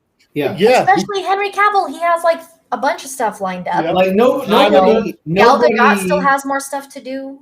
Yeah, I mean, nobody is going to be waiting around for like, oh man, I can't wait until I'm Superman again. I mean, it's he's doing his Netflix thing. Zach is also doing his Netflix thing. Yeah. So I mean, they got things going on, and they're not going to sit there and just wait just because they're like, but the fans, we got to no, I mean, it's a business. No, it's not exclusivity. No, it's not exclusivity. No. It's just the fact that it's a first look type of thing. Like his movies are going to go there. Yeah, they're like, we want first dibs, we want first shot at what you got because we think that that your ideas are pretty fire. And that's and they're giving him the freedom to make just to have universes with this original IPs. So they're giving him the opportunity to build on these on the Army of the Dead universe, the Rebel Moon. He's allowed to expand on those. So he's going to. So that's that's just where we sit right now. Yeah, good for him. And I think me and Ryan were saying earlier, we're happy for them. Oh yeah, very happy. Definitely. I think as much as we want to see more of what he could do with DC, we're still getting movies from him. And at Netflix, we're getting movies in the way that he wants to make them. He's supported. He has creative freedom, and so it's just a much better environment. Sure. Yeah. For them to be making movies, and I'm excited for Army of Thieves, the movie. Yeah. So there's two different things. There's two different prequels as far as Army of the Dead. So Army of the Thieves. Army of the Thieves. Yes. Like, I can't wait for that one. Army of Thieves is the prequel movie about Dieter's character. And then directed by Dieter. And directed by him, yes. Matthias. I'm not going to say his last name. I don't want to butcher it. Yeah. He directed it. Zach produced it. But then the anime prequel series is what's coming out next year. And that's also going to give us a better idea of what led up to the outbreak. And it has like all the characters in it, not just... But I liked Dieter. He was like one of my favorite characters. So I'm looking forward to that movie too. Yeah. I mean, we love Dawson, so we like him too. Great character. The animated series is the zombie. So it's going to kind of, show like what caused the outbreak and kind of more behind what was going on with Area 51, how that's all. Involved. Yeah, exactly. And then Army of Thieves is just like Dieter's backstory, basically. That's basically like what leads him to that, which also I'm guessing it's gonna have some things about the zombie outbreak, but for the most part it's mainly about how he's a great safe cracker and this is not his first rodeo and how he ended up with them, like kind of how he like how he made his name by doing this, by cracking safes and stuff like that. So why is he, the one that Scorpion, wanted to hire? Yeah, that's a pretty fire poster. I like the poster a lot. I like that. Yeah. His headphones. Yes. His headphones that he has around his neck. Yeah. I mean, it's simple. It makes sense. It's good to go. And I don't know. And that's a horse with some dude on it with a sword. Oh yeah, I was kind of. I think that's the emblem for that type of whatever that type of safe was. You remember? Oh, the safe of all safes that he said because he had cracked 3 of them in the world, and there was one more left, and that's the one that he does in Army of the Dead. Yes, yeah. I don't know what it was called, but it's remember. Like the I don't remember what it was called, but he was saying it's the kind of safe that like it changes the combination. Yeah. Dieter Sassy. Yeah, I really liked him. He was cool. I loved his style and like he was kind of like the rest of them are kind of like this rough and tough. Yeah. But he's like dapper with his little collar shirt and his like fancy backpack and his headphones and his Nimwa hat. Yeah.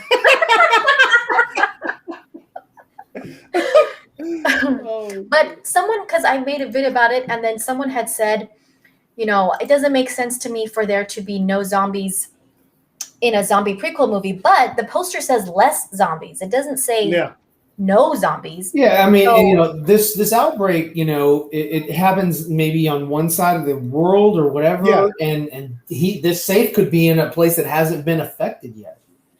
Yeah, because at this point, I think like it's been contained to Vegas. Yeah, that's what. Yeah, in Army of the Dead, the outbreak has been contained. So right. I mean, so that's where it started, and that's kind of where it got contained. Yeah. So like, it's not a zombie apocalypse because it's not like the rest of the, you know, the world or the country or whatever has been. They've contained it there, which is why. Yeah. I didn't know that you guys would compare him to. I didn't know that you guys compared Dawson to Tina. We saw it in the theater. Yeah. Oh, you guys saw it together. Yeah. And that's where we were like, all three of us looked at each other at the same time, and we're like, that's Dawson. How did he get in the movie? Yeah. No, I'm looking forward to that one too. But yeah, it is going to be more like, you know, European based, and Jack said it would have German, English, French, you know. So it's pretty cool.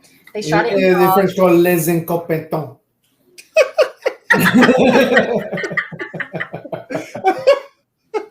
They shot it in Prague.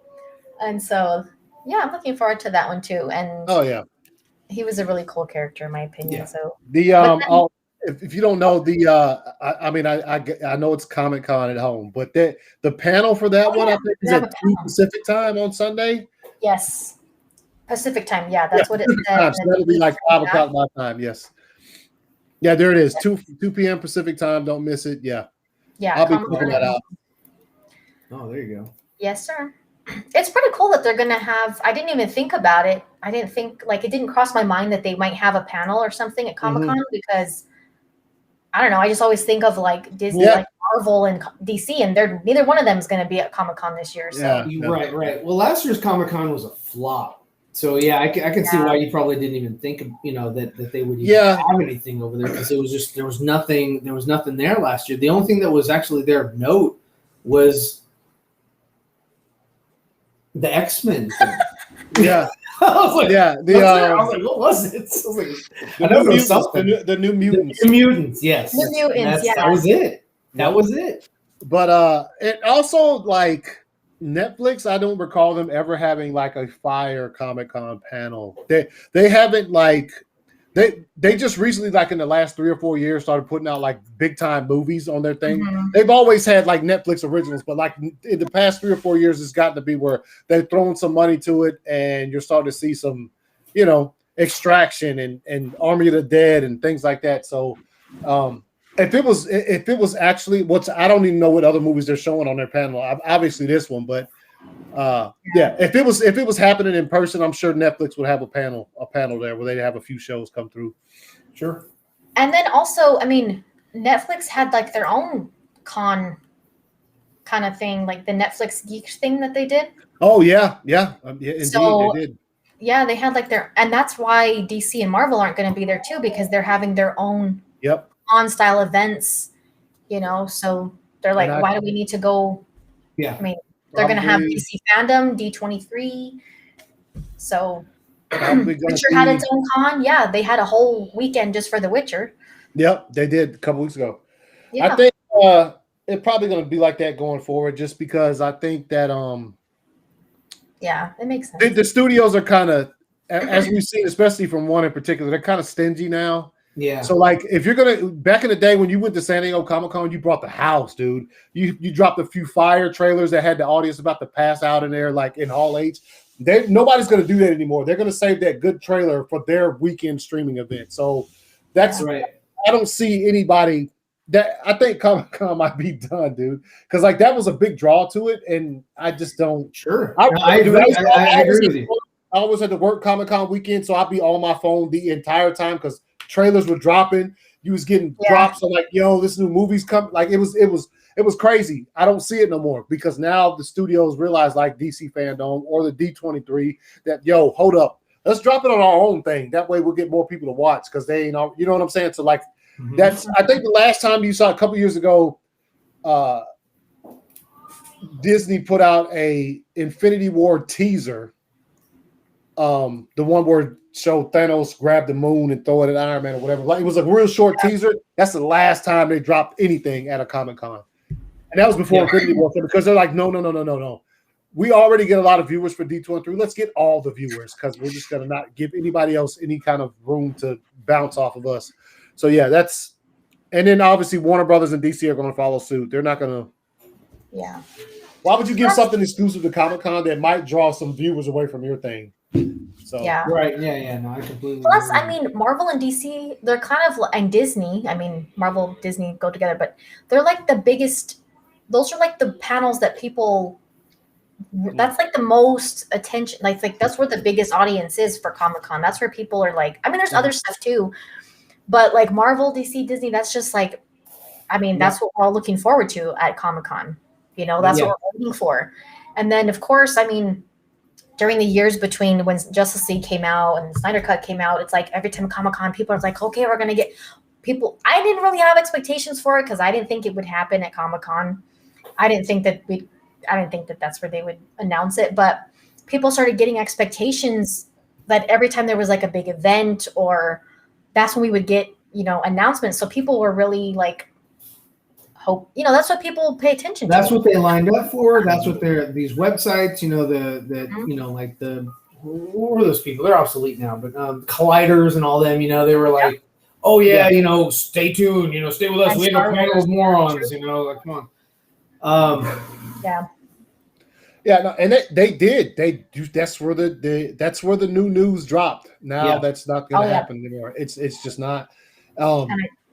Legitimately, like there was a stretch from like when Man of Steel came out, and then obviously we saw that summer after Man of Steel was when that video I've done shared it like 3 times in the past. That the Zack Snyder comes out there and brings out Harry Lennox. You just shared that, right? Yeah, dude, I shared it yesterday too. Like I saw on Instagram. Yeah, dude, it's that's I'll never forget that. But that's a Comic-Con moment. Like that's what I mean. That's what I'm talking about. The things they used to do. Now that will never happen again, man. Like not at Comic-Con. It won't anyway. It's gonna be like.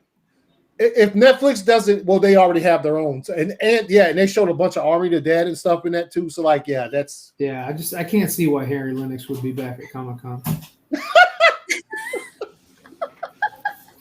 And I mean, even with DC fandom this year, I mean, there should be plenty of stuff for them to show because of all these movies that are currently like filming. There should be plenty of things for them to show, but. I mean, I'm sure last year, the first DC fandom ever, I mean, when they looked at like viewers and stuff like that, I'm sure the Snyder Cut panel was the most. Oh, it was. So, I mean, they didn't use it up in the schedule. It was top. It was topped by only one. Yes. Zack Snyder. No. So this year, the Batman one hit it in as far as like I guess you can call it attendance. I don't know. Attendance. Go ahead, Allie. Viewership. Yeah. Viewership. Oh, there you go. I was like attendance. And that was the last one, and I think it was probably like Anthony Sherfield. Anthony Sherfield. That one really surprised me because I didn't think they would have a teaser for that movie last year. Yeah, it was pretty lengthy too. Yeah, I know. I was pretty surprised by it. Do you think DC fandom will become an in-person thing like SDCC eventually? Ooh, I think it's cheaper to not. Yeah, I think it's probably more cheaper for them. Yeah, I think that. But yeah, I don't know. I mean, they might eventually. I don't know. Maybe if they wanted to, it'd be dope. Maybe one day of the thing will be that. I don't. That's like Ryan said, cheaper to not, and also, it's so much easier for them to do it online. The way that they can present it and things of that nature. Also, the amount of getting the talent there, on site, and the amount of people that can have watch on the screen anyway. This is me, Patrick Stewart. I just like to say hello to the fans. And Snyder cut. The Snyder. Plus, I think like those with like the virtual cons and stuff like that, it's not. I don't think they're like live, right? They're pre-recorded. A lot of the stuff is pre-recorded. Like, okay, that's how they're able to, for example, the Flash stuff that just got dropped, right? that's all pre-recorded. Like they interviewed Ezra, they interviewed Andy Muschietti, they interviewed other people. They showed pictures, graphics, all that kind of stuff, and that's all pre-recorded. And that stuff was all for right. And, yeah, that's why. That's why if you showed that stuff on your thing, you got straight clapped by Warner Brothers. Yeah, They're like, not today, Anthony. Like, no, I didn't stream it. No, I wasn't going to do that. But then that's why also they have, they're able to like really stay on schedule with something like that too. They have so many panels and, so, and then you can go back and watch it like on demand. So, I mean, I think it was a pretty cool event, but like I said, I think there might be some fans this year who are like, if they don't say anything about the Snyderverse or whatever, but they should still have plenty of other stuff to show for all these movies. No, I'm not expecting one inkling of information about the Snyderverse. No, definitely not. They haven't even told Zach, Deborah, or numbers. Charles Roven. Is that who it was that said that they didn't know? Who was it? I can't remember. The producers. Oh, Roven does work pretty closely with it, but I don't know. I think is he still like a? I don't know if he's still there, but I don't know if he's still there. You're talking about the numbers, right? Yeah, that he said that the numbers are there, but they haven't showed. If they haven't even shared any kind of information as far as like data or anything with Zach or anyone, they're definitely not gonna. I mean, no, and in their opinion right now, he had his trilogy and he's done with it, and so they're like trilogy complete. Yeah, you won't even. I would be surprised if even during some type of montage like that they would show. If they do show something like that, I'd be surprised if you even see any clips from Zack Snyder's Justice League in that. Yeah, it'll just be Justice League. They'll be like, remember this? Probably. I wouldn't be surprised if they're like putting out a 4K version of the trailer on their YouTube channel. You know, they're doing stuff like that, and everything else that happened with that movie and getting leaked and all of that. I wouldn't be surprised. Yeah. I mean, I think if you're fans and you're expecting some type of announcement like that on that weekend, you're gonna be relax. You're gonna be sorely disappointed. Like, do not. And I don't even want to see. Everybody just it's not happening, dude. There's no way. There's no way, dude. There's no way that they would announce something and can't deliver until years later. Yeah, no. I mean, you know how disappointed we were about the damn Black Adam for like 10 years announced. Come on now. Yeah. We'll see it. We'll see it this weekend, though, or not this weekend, but DC Fandom weekend. You'll see plenty of people on Twitter like, not one damn thing about the like, dude. Don't expect that. Don't expect. What I do, however, expect, I will be a little like, okay, y'all can get out of here. If I don't see any Black Adam footage, if I don't see any Shazam 2 footage, if I don't see any the Batman footage, get out of here. I think the Batman is the only thing you're really going to see. And you see some. Black Adam better see the suit. Better see the suit. Black Adam. I think to be honest, since he's been so secretive with the suit, I think we'll get a reveal before then of the suit. Yeah, I think it's hard for them not to, but that's still like 3 months away. The Batman's been finished filming for a long time. We haven't seen not a damn thing from that movie since last DC Fandom. You can't do another one. What are you talking about? They just released the Batgirl thing today. What? That ain't got nothing to do with the Batman. That movie too, The Flash. Give me some footage. Give me some footage. That's what I'm saying. Like, I've seen movies shoot for a few weeks and be able to show some footage. Give me some footage. So all of that stuff. I think, especially for us DC fans, I want Denzel Washington as Lex Luthor. That'd be kind of fire, to be honest. What's that? Denzel Washington as Lex Luthor. I mean, I don't think there's any way it could be bad. No, yeah, I think it's a win-win. I don't think you're going to lose in that situation. Denzel? I don't think you'd lose in that situation. But yeah, I mean, I don't think there's ever been like this many DC movies that are actually being made at the same time. No. So, I mean, there only ought to be because most of them are like far behind. They're trying so hard to get this course correct. Yeah. So I at least hope for like there should at least be some kind of teasers for those movies, because by the time DC fandom comes, I know they have to, it takes a while to get teasers and stuff put together, but they've been filming for a while. If they were able to put a teaser together for the Batman last year, which I was not expecting, then hopefully they should be able to do teasers for all those other movies this year. Batman, I would expect like a full-length trailer. No, but just even like last year's DC, when they talked about the Flash, they at least had some concept images to show. This is a year later. Movie's been filming for a few months. Let's go. Let's see something. It doesn't have to be, you know what I mean? Yeah, exactly. But I mean, for Batman. Batman full 3.5 minute trailer for the Batman. Yes. If not, get out of here, dude. For real. Yeah. They have get out for real. As far as seriously though, for real. Yeah. As far as like suit reveals for the Flash and Black Adam, I'd be surprised if they're actually able to keep those under wraps until DC fandom, because The Rock going to post his. I mean, I think he might want to share it. No, he probably it's probably in his contract that he gets to be the first to share that suit. I hope so. No. The way he did Times Square. Yeah, he controls everything about this feature. And they should be just happy that he's still around and still wants to do this movie after all the years. Yeah. That they made him wait. So I think, I agree. But we're past the 2-hour mark now. So I think we can go ahead and start wrapping it up. I know we all got, busy things to get back to, but I just want to thank you guys for stopping by. Thank you, ACS. I'm glad you're able to make it. Yes.